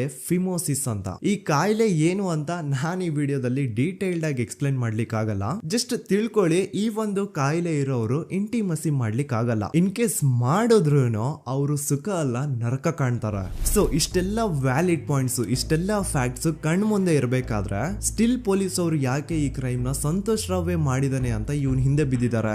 ಯಾಕೆ ಅವರು ಈ ಕ್ರೈಮ್ ಇವನ್ ಬಿಟ್ರೆ ಬೇರೆ ಯಾರಾದ್ರೂ ಮಾಡಿರ್ಬೋದಲ್ಲ ಅಂತ ಆ ಆಂಗಲ್ ಅಲ್ಲಿ ಇನ್ವೆಸ್ಟಿಗೇಷನ್ ಮಾಡ್ತಿಲ್ವಲ್ಲ ಅಂತ ಪೊಲೀಸ್ ಅವರ ಇನ್ವೆಸ್ಟಿಗೇಷನ್ ಮೇಲೆ ಈಗ ಕ್ವಶನ್ ಬರುತ್ತೆ. So after hearing all of this, ಎಲ್ಲರಿಗೂ ಈಗ ಪೊಲೀಸ್ ಅವರ ಇನ್ವೆಸ್ಟಿಗೇಷನ್ ಇನ್ವೆಸ್ಟಿಗೇಷನ್ ಮೇಲೆ ಡೌಟ್ ಬರುತ್ತೆ. ಅಂಡ್ ಈವನ್ ಸೌಜನ್ಯ ಅವ್ರ ಮನೆಯವರು ಕೂಡ ನಿಜವಾದ ಆರೋಪಿ ಸಂತೋಷ್ ಅಲ್ಲ ಅಂತ ತಮ್ಮ ಅಭಿಪ್ರಾಯನ ವ್ಯಕ್ತಪಡಿಸ್ತಾರೆ. ಆಗ ಅಲ್ಲಿವರೆಗೂ ಸಂತೋಷ್ ರಾವ್ನ ಗಲ್ಲಿಗೇರಿಸಿ ಅಂತ ಏನು student protest and public protest ಎಲ್ಲ ನಡೀತಾ ಇತ್ತು, ಈಗ ಅದೆಲ್ಲ ನಿಂತ್ ಹೋಗಿ ಎಲ್ಲಾ ಹೇಟ್ ರೇಡ್ ಪೊಲೀಸ್ ಅವ್ರ ಕಡೆಗೆ ಹೋಗುತ್ತೆ. ಪೊಲೀಸ್ ಅವರು ಈ ಕೇಸಲ್ಲಿ ಕರಪ್ಟ್ ಆಗಿದ್ದಾರೆ, ಪೊಲೀಸ್ ಅವರೇ ಸತ್ಯ ಮುಚ್ಚಿಡ್ಲಿಕ್ಕೆ ಟ್ರೈ ಮಾಡ್ತಿದ್ದಾರೆ. ಹಾಗಾಗಿ ಈ ಕೇಸ್ನ ಇನ್ಮುಂದೆ ಪೊಲೀಸ್ ಅವರಲ್ಲದೆ ಸಿಬಿಐ ಅವರು ಇನ್ವೆಸ್ಟಿಗೇಷನ್ ಮಾಡಬೇಕು, ಈ ಕೇಸ್ನ ಸಿಬಿಐಗೆ ಒಪ್ಸಿ ಅಂತ ಅಗೇನ್ ಪ್ರೊಟೆಸ್ಟ್ ಗಳು ಸ್ಟಾರ್ಟ್ ಆಗ್ತವೆ. ಸೊ ಧರ್ಮಸ್ಥಳದಲ್ಲಿ ಇಷ್ಟೊಂದು ಹೋರಾಟಗಳಾಗ್ತಿದಾವೆ, ಒಬ್ಳು ಹುಡುಗಿ ಜೊತೆ ಇಷ್ಟೊಂದು ಅನ್ಯಾಯ ಆಗಿದೆ, ಆದ್ರೂ ಸಹ ಧರ್ಮಾಧಿಕಾರಿ ಏನು ಮಾತೇ ಆಡ್ತಿಲ್ವಲ್ಲ ಈ ಹುಡುಗಿ ಬಗ್ಗೆ ಅಂತ ಜನರು ಪ್ರಶ್ನೆ ಮಾಡಿದಾಗ ಆಗ ಧರ್ಮಾಧಿಕಾರಿನೂ ಜನರು ಮುಂದೆ ಬಂದ್ಬಿಟ್ಟು ಈ ಕೇಸ್ನ ಸಿಬಿಐಗೆ ಒಪ್ಸಿ ಅಂತ ಹೋರಾಟ ಮಾಡ್ತಾರ. ನಂತರ ಈ ಒಂದು ಕೇಸು ಪೊಲೀಸ್ ಅವರಿಂದ ಸಿಬಿಐ ಕೈಗೆ ಹೋಗುತ್ತೆ. ಸಿಬಿಐ ಕೈಗೆ ಹೋಗಿದ ತಕ್ಷಣ ಇಲ್ಲೇನು ಸತ್ಯ ಹೊರಗೆ ಬಂದಿಲ್ಲ. ಆ ಸಿಬಿಐ ಅವರು 3-4 ವರ್ಷ ಟೈಮ್ ತಗೊಂಡು ಮತ್ತೆ ಈ ಒಂದು ಕೇಸ್ನ ಇನ್ವೆಸ್ಟಿಗೇಷನ್ ಮಾಡ್ತಾರ. ಆದ್ರೆ ಅಲ್ಲೇನು ಇನ್ವೆಸ್ಟಿಗೇಷನ್ ಮಾಡ್ಲಿಕ್ಕೆ ಉಳ್ದೇ ಇರಲ್ಲ. ಆ ಪೊಲೀಸ್ ಅವರು ಅವ್ರ ಕೈಯಲ್ಲಿ ಈ ಕೇಸು ಇದ್ದಷ್ಟು ದಿನ ಎಷ್ಟಾಗುತ್ತೋ ಅಷ್ಟು ಎವಿಡೆನ್ಸ್ ನ ಡಿಸ್ಟ್ರಾಯ್ ಮಾಡ್ಬಿಟ್ಟಿರ್ತಾರ. ಸೊ ಹಾಗಾಗಿ ಅಲ್ಲಿ ಸಿಬಿಐ ಅವ್ರಿಗೆ ಇನ್ವೆಸ್ಟಿಗೇಷನ್ ಮಾಡ್ಲಿಕ್ಕೆ ಏನ್ ಉಳ್ದೇ ಇರಲ್ಲ. ಆದ್ರೂ ಸ್ಟಿಲ್ ಅವರು 3-4 ಇಯರ್ಸ್ ಟೈಮ್ ತಗೊಂಡು ನಂತರ ಫೈನಲಿ ಒಂದು ರಿಪೋರ್ಟ್ ನ ಕೋರ್ಟ್ ಗೆ ಸಬ್ಮಿಟ್ ಮಾಡ್ತಾರ. ಅಂಡ್ ಸಿಬಿಐ ಅವರು ಕೋರ್ಟ್ ಗೆ ಸಬ್ಮಿಟ್ ಮಾಡಿರುವಂತಹ ಆ ಒಂದು ರಿಪೋರ್ಟ್ ಅಲ್ಲಿ ಏನಿತ್ತು ಅಂದ್ರೆ ಸಿಬಿಐ ಇನ್ವೆಸ್ಟಿಗೇಷನ್ ಕನ್ಫರ್ಮ್ಸ್ ದಟ್ ಈ ಒಂದು ಕ್ರೈಮ್ ನ ಸಂತೋಷ್ ರಾವ್ ಮಾಡಿದಾನೆ ಅಂತ. ಆದ್ರೆ ಐರಾನಿ ಈಸ್ ಇದೇ ಒಂದು ರಿಪೋರ್ಟ್ ಅಲ್ಲಿ ಇವ್ರು ಏನ್ ಹೇಳ್ತಾರೆ ಅಂದ್ರೆ ಅವ್ರಿಗೆ ಯಾವುದೇ ತರ ಎವಿಡೆನ್ಸ್ ಸಿಕ್ಕಿಲ್ಲ ಅಂತ. ಯಾಕಂದ್ರೆ ಈ ಸೌಜನ್ಯ ಕೇಸು ಪೊಲೀಸ್ ಅವ್ರ ಕೈಯಲ್ಲಿ ಇದ್ದಾಗ ಪೊಲೀಸ್ ಅವರು ತಮ್ಮ ನಿರ್ಲಕ್ಷ್ಯದಿಂದ ಎಲ್ಲಾ ಎವಿಡೆನ್ಸ್ ನ ಕಳ್ಕೊಂಡ್ಬಿಟ್ಟಿರ್ತಾರ. ಅಂತದ್ರಲ್ಲಿ ಯಾವ ಒಂದು ಆಧಾರದ ಮೇಲೆ ಇವರು ಸಂತೋಷ್ ರಾವ್ ಈ ಕ್ರೈಮ್ ನ ಮಾಡಿದ್ದಾರೆ ಅಂತ ಕ್ವಶನ್ ಮಾಡಿದಾಗ ಸಿಬಿಐ ಅವ್ರ ಕಡೆಯಿಂದ ನೋ ಆನ್ಸರ್. ನೋಡಿ, ಮೊದ್ಲು ಈ ಒಂದು ಕೇಸ್ ನ ಪೊಲೀಸ್ ಅವರು ಇನ್ವೆಸ್ಟಿಗೇಷನ್ ಮಾಡಿ ನಂತರ ಈ ಒಂದು ಕೇಸು ಸಿಬಿಐ ಅವ್ರ ಕೈಗೆ ಹೋಗಿ ಅವರು 3-4 ವರ್ಷ ಟೈಮ್ ತಗೊಂಡು ಇನ್ವೆಸ್ಟಿಗೇಷನ್ ಮಾಡಿ ದೆನ್ ಫೈನಲ್ ರಿಪೋರ್ಟ್ ನ ಕೋರ್ಟ್ ಗೆ ಸಬ್ಮಿಟ್ ಮಾಡೋಷ್ಟ್ರಲ್ಲಿ ಸುಮಾರು 5-6 ವರ್ಷ ಕಳೆದು ಹೋಗಿರುತ್ತೆ. ಅಂಡ್ ಸ್ಟಿಲ್ ಈ ಒಂದು ಕೇಸಲ್ಲಿ ಏನೂ ಕನ್ಕ್ಲೂಷನ್ ಸಿಕ್ಕಿರಲ್ಲ. ಎವ್ರಿ ಇಯರ್ ಸೌಜನ್ಯನ ಬರ್ತ್ಡೇ ಇದ್ದಾಗ ಅಥವಾ ತಿಥಿ ಇದ್ದಾಗ ಅವಳನ್ನ ನೆನೆಸ್ಕೊಂಡು ಅವಳ ಹೆಸರಲ್ಲಿ public protest and student protest ನಡೀತಾನೆ ಇರ್ತವೆ. ಸೊ ಒಂದು ದಿನ ಈ ಒಂದು ಪ್ರೊಟೆಸ್ಟ್ ಗಳ ನ್ಯೂಸ್ ಗಿರೀಶ್ ಮುಟ್ಟಣ್ಣನವರ ಗಮನಕ್ಕೆ ಬರುತ್ತೆ. ಯಾರು ಈ ಗಿರೀಶ್ ಮುಟ್ಟಣ್ಣನವರ ಅಂದ್ರೆ ಇವರು very honest X police man. ನೀವು ನಂಬಲ್ಲ, ಇವ್ರು ಪೊಲೀಸ್ ಆಫೀಸರ್ ಇದ್ದಾಗ ಪಬ್ಲಿಕ್ ಅಲ್ಲಿ ಒಬ್ಬ MLA ಹೊಡೆದಿರ್ತಾರ. ಅಷ್ಟೇ ಅಲ್ಲ, ಪೊಲೀಸ್ ಡಿಪಾರ್ಟ್ಮೆಂಟ್ ಅಲ್ಲಿ ಕರಪ್ಷನ್ ಇದೆ, ಕರಪ್ಷನ್ ಇದ್ದಿದ್ ಕಡೆ ನಾನ್ ಇರಲ್ಲ ಅಂತ ಹೇಳ್ಬಿಟ್ಟು ತಮ್ಮ ಪೊಲೀಸ್ ಡ್ಯೂಟಿನ ಬಿಟ್ಬಿಟ್ಟು ಈಗ ಸಮಾಜದಲ್ಲಿ ಏನೇ ಅನ್ಯಾಯ ಆಗಿದ್ರು ಅದ್ರ ಅಗೇನ್ಸ್ಟ್ ವಾಯ್ಸ್ ರೈಸ್ ಮಾಡ್ತಿದಾರೆ. ಸೊ ಈ ಗಿರೀಶ್ ಮುಟ್ಟಣ್ಣನವರಿಗೆ ಸೌಜನ್ಯ ಕೇಸ್ ಬಗ್ಗೆ ಗೊತ್ತಾದಾಗ ಅವ್ರಿಗೆ ಈ ಕೇಸು ತುಂಬಾನೇ ಕಾಡುತ್ತೆ. ಅಲ್ಲ, ಇಷ್ಟೊಂದು ವರ್ಷಗಳಾಗೋಯ್ತು ಆ ಹುಡುಗಿ ಜೊತೆ ಅನ್ಯಾಯ ಆಗಿ, ಸ್ಟಿಲ್ ಈ ಒಂದು ಕೇಸ್ ನ ಕನ್ಕ್ಲೂಷನ್ ಸಿಕ್ತಿಲ್ವಲ್ಲ, ಏನ್ ನಡೀತಿದೆ ಧರ್ಮಸ್ಥಳದಲ್ಲಿ ಅರ್ಥ ಆಗ್ತಿಲ್ವಲ್ಲ ಅಂತ ಈ ಗಿರೀಶ್ ಅವರು ತಮ್ಮ ಹಳೆ ಪೊಲೀಸ್ ಕಾಂಟ್ಯಾಕ್ಟ್ಸ್ ನ ಯೂಸ್ ಮಾಡ್ಕೊಂಡು ಆ ಸೌಜನ್ಯ ಕೇಸ್ ಫೈಲ್ ನ ಒಂದು ಕಾಪಿನ ತಮ್ಮ ಹತ್ರ ತರಿಸ್ಕೋತಾರ. ಆ ಒಂದು ಕೇಸ್ ಫೈಲ್ ಅಲ್ಲಿ ಸೌಜನ್ಯ ಬಗ್ಗೆ ಅಷ್ಟೇ ಅಲ್ಲದೆ ಸಂತೋಷ್ ರಾವ್ ಬಗ್ಗೆನೂ ಇನ್ಫಾರ್ಮೇಶನ್ ಇರುತ್ತೆ. ಅಂಡ್ ಗಿರೀಶ್ ಅವರು ಸಂತೋಷ್ ಬಗ್ಗೆ ಇರುವಂತಹ ಇನ್ಫಾರ್ಮೇಶನ್ ನೋಡ್ತಾ ಇರ್ಬೇಕಾದ್ರೆ ಅವರು ಒಂದು ವಿಷಯನ ನೋಟಿಸ್ ಮಾಡ್ತಾರ. ಅದೇನಂತಂದ್ರೆ ಪೊಲೀಸ್ ಅವರು ಸಂತೋಷ್ ರಾವ್ನ ಬರೀ ಸೌಜನ್ಯ ಕೇಸಲ್ಲಿ ಒಂದೇ ಫಿಟ್ ಮಾಡಿರಲ್ಲ, ಸೌಜನ್ಯ ಸಾಯೋಕ್ಕಿಂತ 20 ದಿನ ಹಿಂದೆ ಧರ್ಮಸ್ಥಳದಲ್ಲೇ ನಡೆದಿರುವಂತಹ ಒಂದು ಕ್ರೈಮ್ ಅಲ್ಲಿನೂ ಸಹ ಸಂತೋಷ್ ರಾವೇ ಆರೋಪಿ ಅಂತ ಮೆನ್ಷನ್ ಮಾಡಿರ್ತಾರ. ಸೊ ಸೌಜನ್ಯ ಕೇಸ್ ಬಿಟ್ಟು ಆ ಇನ್ನೊಂದು ಕೇಸ್ ಯಾವುದು, ಅದಕ್ಕೂ ಸಂತೋಷ್ಗೂ ಏನ್ ಸಂಬಂಧ, ಅದ್ರಲ್ಲಿ ಯಾಕೆ ಸಂತೋಷ್ನ ಪೊಲೀಸ್ ಅವರು ಫಿಟ್ ಮಾಡಿದ್ರು ಅಂತ ಪ್ರತಿಯೊಂದು ಹೇಳ್ತೀನಿ. ಆದ್ರೆ ನಾನಿಲ್ಲಿ ಯಾರ್ದೂ ರಿಯಲ್ ನೇಮ್ಸ್ ನ ಬಳಸಲ್ಲ. ಯಾಕಂದ್ರೆ ಮುಂದೆ ಕೇಸಲ್ಲಿ ತುಂಬಾ ದೊಡ್ಡ ಪವರ್ಫುಲ್ ವ್ಯಕ್ತಿಗಳ ಹೆಸರುಗಳು ಬರ್ತವೆ. ಅಂಡ್ ನನ್ ವಿಡಿಯೋ ಯೂಟ್ಯೂಬ್ ಇಂದ ಡಿಲೀಟ್ ಆಗೋದು ನನ್ಗೆ ಇಷ್ಟ ಇಲ್ಲ. ಹಾಗಾಗಿ ನಾನಿಲ್ಲಿ ಯಾರ್ದು ರಿಯಲ್ ನೇಮ್ಸ್ ನ ಬಳಸ್ತಿಲ್ಲ. ಬಟ್ ಯಾರ ಬಗ್ಗೆ ಹೇಳ್ತಿದ್ದೀನಿ ಅಂತ ಒಂದ್ ಸ್ವಲ್ಪ ನೀವೇ ಅರ್ಥ ಮಾಡ್ಕೊಳ್ಳಿ. ನೋಡಿ, ಧರ್ಮಸ್ಥಳದಲ್ಲಿ ಮಾಫಿಯಾ ಕೈಂಡ್ ಆಫ್ ನಡೆಸ್ತಿರುವಂತಹ ಒಂದು ವೆರಿ ಪವರ್ಫುಲ್ ಗೌಡ್ರು ಕುಟುಂಬ ಇದೆ. ಇವ್ರ ಹತ್ರ ಬೇಜನ್ ಆಸ್ತಿ, ಬೇಜನ್ ದುಡ್ಡು, ಬೇಜನ್ ಪವರ್, ಬೇಜನ್ ಇನ್ಫ್ಲೂಯೆನ್ಸ್ ಎಲ್ಲಾನು ಇದೆ. ಆ ಊರಲ್ಲಿ ಈ ಗೌಡ್ರು ಕುಟುಂಬದ್ದು ಎಷ್ಟೊಂದು ಕಂಟ್ರೋಲ್ ಇದೆ ಅಂತಂದ್ರೆ ಅವ್ರನ್ನ ಎದುರು ಹಾಕೊಳ್ಳೋರೆ ಯಾರು ಇಲ್ಲ. ಅಂಡ್ ಈ ಒಂದು ಗೌಡ್ರು ಕುಟುಂಬ ಒಂದು ಪ್ರೈವೇಟ್ ಟ್ರಸ್ಟ್ ಹೆಸರಲ್ಲಿ ಒಂದು ವೆರಿ ಪಾಪ್ಯುಲರ್ ದೇವಸ್ಥಾನನ ಸುಮಾರು ವರ್ಷಗಳಿಂದ ತಲೆ ಮಾರುಗಳಿಂದನೂ ನಡ್ಸ್ಕೊಂಡ್ ಬಂದಿರ್ತಾರ. ಅದೇ ಒಂದು ದೇವಸ್ಥಾನದಲ್ಲಿ 60 ವರ್ಷ ವಯಸ್ಸಾಗಿರುವಂತಹ ನಾರಾಯಣ ಅನ್ನೋ ಒಬ್ಬ ವ್ಯಕ್ತಿ ಮಾವುತನಾಗಿ ಕೆಲಸ ಮಾಡ್ತಿರ್ತಾನೆ. ನಾರಾಯಣ ಅವ್ರ ತಂದೆನೂ ಅದೇ ದೇವಸ್ಥಾನದಲ್ಲಿ ಮಾವುತಾಗಿ ಕೆಲಸ ಮಾಡ್ತಾ ಇದ್ರು, ಅವ್ರ ತಂದೆನೂ ಅದೇ ದೇವಸ್ಥಾನದಲ್ಲಿ ಮಾವುತಾಗಿ ಕೆಲಸ ಮಾಡ್ತಾ ಇದ್ರು. ಸೊ ಹೀಗೆ ತಲೆ ಮಾರುಗಳಿಂದ ಮಾವುತ ಆಗಿನೇ ನಾರಾಯಣನ ಕುಟುಂಬ ಆ ಒಂದು ದೇವಸ್ಥಾನದಲ್ಲಿ ಕೆಲಸ ಮಾಡ್ತಾ ಇರುತ್ತೆ. ಸೊ ಒಮ್ಮೆ ತುಂಬಾ ವರ್ಷಗಳ ಹಿಂದೆ ನಾರಾಯಣ ಅವ್ರ ತಂದೆ ಆ ದೇವಸ್ಥಾನದಲ್ಲಿ ಮಾವುತಾಗಿ ಕೆಲಸ ಮಾಡ್ತಾ ಇರ್ಬೇಕಾದ್ರೆ ಆಗಿನ ದೇವಸ್ಥಾನದ ಧರ್ಮಾಧಿಕಾರಿ ಆ ಮಾವುತನ ಕೆಲ್ಸದ ಮೇಲೆ ಇರುವಂತಹ ನಿಷ್ಠೆ, ಅವನ ನಿಯತ್ತು ಅಂಡ್ ತಲೆಮಾರುಗಳಿಂದ ಅವರು ದೇವಸ್ಥಾನಕ್ಕೆ ಸಲ್ಲಿಸ್ತಿರುವಂತಹ ಸೇವೆನ ಮೆಚ್ಚಿ ಆ ಧರ್ಮಾಧಿಕಾರಿ ಆ ನಾರಾಯಣ ಅವ್ರ ತಂದೆ ಆ ಮಾವುತನಿಗೆ ಒಂದು ಜಮೀನ ಕೊಡ್ತಾರೆ ಆಸ್ ಎ ಗಿಫ್ಟ್ ಆಗಿ. ಸೊ ಈಗ ಫ್ಲಾಶ್ ಬ್ಯಾಕ್ ಇಂದ ಒಂದ್ ಸ್ವಲ್ಪ ಮುಂದೆ ಬರುವ 2010-11ರಲ್ಲಿ ಯಾವೊಂದು ಜಮೀನ ಆಗಿನ ಧರ್ಮಾಧಿಕಾರಿ ನಾರಾಯಣ ಅವ್ರ ತಂದೆಗೆ ಆಸ್ ಎ ಗಿಫ್ಟ್ ಆಗಿ ಕೊಟ್ಟಿದ್ರು, ಈಗ ನಾರಾಯಣ ಅವ್ರ ತಂದೆ ಸತ್ ಹೋಗಿ ಆ ಒಂದು ಜಮೀನು ನಾರಾಯಣ ಹೆಸರಿಗೆ ಆಗಿರುತ್ತೆ. ಅಂಡ್ ಆಗಷ್ಟೇ ಗೊತ್ತಾಗುತ್ತೆ ಆ ಜಮೀನ ವೆರಿ ಆಪೋಸಿಟ್ ಒಂದು ದೊಡ್ಡ ಹೈವೇ ಬರ್ತಿದೆ ಅಂಡ್ ಅದರಿಂದ ಜಮೀನ ರೇಟು 10 ಪಟ್ಟು ಜಾಸ್ತಿ ಆಗುತ್ತೆ ಅಂತ. ಸೊ ಈ ವಿಷಯ ಗೊತ್ತಾಗಿ ನೋಡಿ ದಾನ ಮಾಡದಂತಹ ಧರ್ಮಾಧಿಕಾರಿ ಅಂತೂ ಸತ್ ಹೋದ್ರು, ಆದ್ರೆ ಅವ್ರ ಮುಂದಿನ ಪೀಳಿಗೆ ಅವ್ರಿಗೆ ಈ ಜಮೀನ್ ಮೇಲೆ ಕಣ್ಬಿದ್ದು ನಾರಾಯಣ ಅವ್ರ ಹತ್ರ ಆ ಜಾಗನ ವಾಪಸ್ ಕೇಳ್ತಾರ. ಆದ್ರೆ ನಾರಾಯಣ ಕೊಡಲ್ಲ. ಇಲ್ಲ ನಾನ್ ಯಾಕೆ ಕೊಡ್ಲಿ, ನಮ್ ತಂದೆಯಿಂದ ಸಿಕ್ಕಿರುವಂತಹ ಜಮೀನ್ ಇದು, ನಮ್ ತಂದೆಯ ಕೊನೆ ಗುರುತು ಇದು ನನ್ನ ಹತ್ರ ಇರೋದು, ಸೊ ಇದನ್ನ ನಾನ್ ಯಾವುದೇ ಕಾರಣಕ್ಕೂ ಬಿಟ್ಕೊಡಲ್ಲ ಅಂತ ಆ ಗೌಡ್ರು ಕುಟುಂಬನ ನಾರಾಯಣ ಎದುರು ಹಾಕೋತಾರ. ಆಗ ಗೌಡ್ರು ಕುಟುಂಬದವ್ರಿಗೆ ಕೋಪ ಬಂದು ಅವ್ರೇನ್ ಮಾಡ್ತಾರೆ ಅಂದ್ರೆ ನಾರಾಯಣ ಮನೆಗೆ ನೀರಿನ ಸಪ್ಲೈ ಇರುತ್ತಲ್ವಾ ಅದನ್ನ ಬಂದ್ ಮಾಡ್ತಾರ, ಎಲೆಕ್ಟ್ರಿಸಿಟಿ ಸಪ್ಲೈನು ಕಟ್ ಆಫ್ ಮಾಡ್ತಾರ, ಊರಲ್ಲಿರುವಂತಹ ಎಲ್ಲಾ ಚರಂಡಿಗಳನ್ನ ಕ್ಲೀನ್ ಮಾಡಿ ಆ ಕಸ ಏನಿರುತ್ತೋ ಅದನ್ನ ತಂದು ನಾರಾಯಣ ಮನೆ ಮುಂದೆ ಹಾಕ್ತಾರ. ಇಷ್ಟೇ ಅಲ್ಲ, ನಾರಾಯಣ ಅವ್ರ ಹೆಂಡತಿ ಮಕ್ಕಳು ಎಲ್ಲಾದ್ರೂ ಆಚೆ ಹೋಗ್ತಾ ಬರ್ತಾ ಇದ್ರೆ ಅವ್ರನ್ನ ಕೆಟ್ಟದಾಗ ಬೈಯೋದು, ಹೊಡ್ಕೊಳ್ಳೋದು, ಬಡ್ಕೊಳ್ಳೋದೆಲ್ಲ ಮಾಡ್ತಿರ್ತಾರ. ಇಷ್ಟೆಲ್ಲ ಆಗ್ತಾ ಇದ್ರು ಸ್ಟಿಲ್ ನಾರಾಯಣ ಮಾತ್ರ ಆ ಜಾಗನ ಬಿಟ್ಕೊಡಲ್ಲ. ಆ ಜಾಗದಗೋಸ್ಕರ ನೀನ್ ಬೇಕಿದ್ರೆ ಇದನ್ನೆಲ್ಲ ಸಹಿಸ್ಕೊಂಡಿರಪ್ಪ, ನಮ್ ಕೈಲಂತೂ ಆಗಲ್ಲ ಅಂತ ನಾರಾಯಣನ ಹೆಂಡತಿ ಮಕ್ಕಳು ಅವನ್ನ ಬಿಟ್ಟು ಬೇರೆ ಊರಿಗೆ ಹೋಗ್ಬಿಡ್ತಾರ. ಈಗ ಮನೆಯಲ್ಲಿ ನಾರಾಯಣ ಅಂಡ್ 45 ವರ್ಷ ವಯಸ್ಸಿರುವಂತಹ ನಾರಾಯಣ ಅವ್ರ ತಂಗಿ ಯಮುನಾ ಅವ್ರು ಮಾತ್ರ ಇಬ್ರೇ ಇರ್ತಾ ಇದ್ರು. ಸೊ ಒಂದೊಳ್ಳೆ ಅವಕಾಶ ನೋಡ್ಕೊಂಡು 21 ಸೆಪ್ಟೆಂಬರ್ 2012 ಮನೆಯಲ್ಲಿ ನಾರಾಯಣ ಹಾಗೂ ಯಮುನಾ ಇರ್ಬೇಕಾದ್ರೆ ಯಾರೋ ಮನೆ ಒಳಗಡೆ ನುಗ್ಗಿ ನಾರಾಯಣನ್ಗೆ ಹೊಡೆದು ಯಮುನಾಗೂ ಸಹ ಹೊಡೆದು ನಂತರ ಅವಳು ಮಾಡಿ ದೆನ್ ನಾರಾಯಣ ಹಾಗೂ ಯಮುನನ ತಲೆನ ಒಂದು ರುಬ್ಬಗುಂಡಿಂದ ಚಚ್ಚಿ ಸಾಯಿಸ್ಬಿಡ್ತಾರ. ಈ ಕೊಲೆ ಆಗಿದ್ದು ಕಳ್ಳತನಗೋಸ್ಕರ ಅಂತ ಪೊಲೀಸ್ ಅವರು ತಮ್ಮ ರಿಪೋರ್ಟ್ ಅಲ್ಲಿ ಬರೀತಾರ. ಆದ್ರೆ ಪಾಯಿಂಟ್ ಏನ್ ಗೊತ್ತಾ, ಆ ಮನೇಲಿ ಒಂದ್ ಸ್ವಲ್ಪನೂ ಹಣ ಆಗ್ಲಿ ಅಥವಾ ಬಂಗಾರ ಆಗ್ಲಿ ಕಳ್ಳತನ ಆಗಿರಲ್ಲ. ಕಳ್ಳತನ ಆಗಿರೋದು ಕೇವಲ ಆ ಮೇನ್ ರೋಡ್ ಅಲ್ಲಿ ಇದ್ದಂತಹ ಪ್ರಾಪರ್ಟಿ ಪೇಪರ್ಸ್. ಎಂತ ಕೋಇನ್ಸಿಡೆನ್ಸ್ ನೋಡಿ, ಯಾವ ಒಂದು ಜಮೀನಿನ ಪತ್ರ ನಾರಾಯಣ ಮನೆಯಿಂದ ಕಳ್ಳತನ ಆಗಿದ್ವೋ ಅದೇ ಒಂದು ಜಮೀನಲ್ಲಿ 10 ವರ್ಷ ಆದ ನಂತರ ಒಂದು ದೊಡ್ಡ ಹೋಟೆಲ್ ಸ್ಥಾಪನೆ ಆಗುತ್ತೆ ಅಂಡ್ ಆ ಹೋಟೆಲ್ ನ ಇನಾಗ್ರೇಷನ್ ಗೆ ಚಿಕ್ಕ ಗೌಡ್ರು ಬರ್ತಾರ. ಸೊ ಈಗೇನು ನಾರಾಯಣ ಹಾಗೂ ಯಮುನನ ಕೊಲೆ ಆಗಿದ್ಯೋ ಇದಾಗಿದ್ದು 20 ದಿನ ಆದ್ಮೇಲೆ ಸೌಜನ್ಯ ಜೊತೆ ಅಂತ ನಿರ್ದಯ ಘಟನೆ ಆಗಿದ್ದು. ಸೊ ಪೊಲೀಸ್ ಅವರು ಸೌಜನ್ಯ ಕೇಸಲ್ಲಿ ಸಂತೋಷ್ ರಾವ್ನ ಫಿಟ್ ಮಾಡೋದಲ್ದೆ ಈ ಒಂದು ನಾರಾಯಣ ಹಾಗೂ ಯಮುನಾ ಕೇಸಲ್ಲೂ ಸಹ ಸಂತೋಷ್ ರಾವ್ನೆ ಫಿಟ್ ಮಾಡಿರ್ತಾರ. ಇಲ್ಲಿ ಡೇಟ್ಸ್ ನ ಸ್ವಲ್ಪ ನೆನ್ಪಿಟ್ಕೊಳ್ಳಿ. ನಾರಾಯಣ ಹಾಗೂ ಯಮುನನ ಕೊಲೆ ಆಗಿದ್ದು 21 ಸೆಪ್ಟೆಂಬರ್ 2012 ಅಂಡ್ ಸಂತೋಷ್ ರಾವ್ ಧರ್ಮಸ್ಥಳ ಬಂದಿದ್ದು 9 ಅಕ್ಟೋಬರ್ 2012, 20 ದಿನ ಆದ್ಮೇಲೆ. ಸೊ ನಾರಾಯಣ ಹಾಗೂ ಯಮುನನ ಕೊಲೆ ಆದಾಗ ಊರಲ್ಲೇ ಇಲ್ದೆ ಎಲ್ಲೋ ಶೃಂಗೇರಿಯಲ್ಲಿ ಯಾವುದೋ ಒಂದು ಹೋಟೆಲ್ ಅಲ್ಲಿ ಕೆಲಸ ಮಾಡ್ತಿದ್ದಂತಹ ಸಂತೋಷ್ ರಾವ್ ಹೇಗೆ ಈ ಒಂದು ಕೇಸಲ್ಲಿ ಆರೋಪಿ ಆಗ್ತಾನೆ? ಸೊ ಇದೇ ಒಂದು ಪಾಯಿಂಟ್ ನ ನೋಟಿಸ್ ಮಾಡಿ ಗಿರೀಶ್ ಮುಟ್ಟಣ್ಣನವರು ಧರ್ಮಸ್ಥಳಕ್ಕೆ ಬಂದು ಸಂತೋಷ್ ನ ಲಾಯರ್ ಜೊತೆ ಡಿಸ್ಕಸ್ ಮಾಡ್ತಾರ.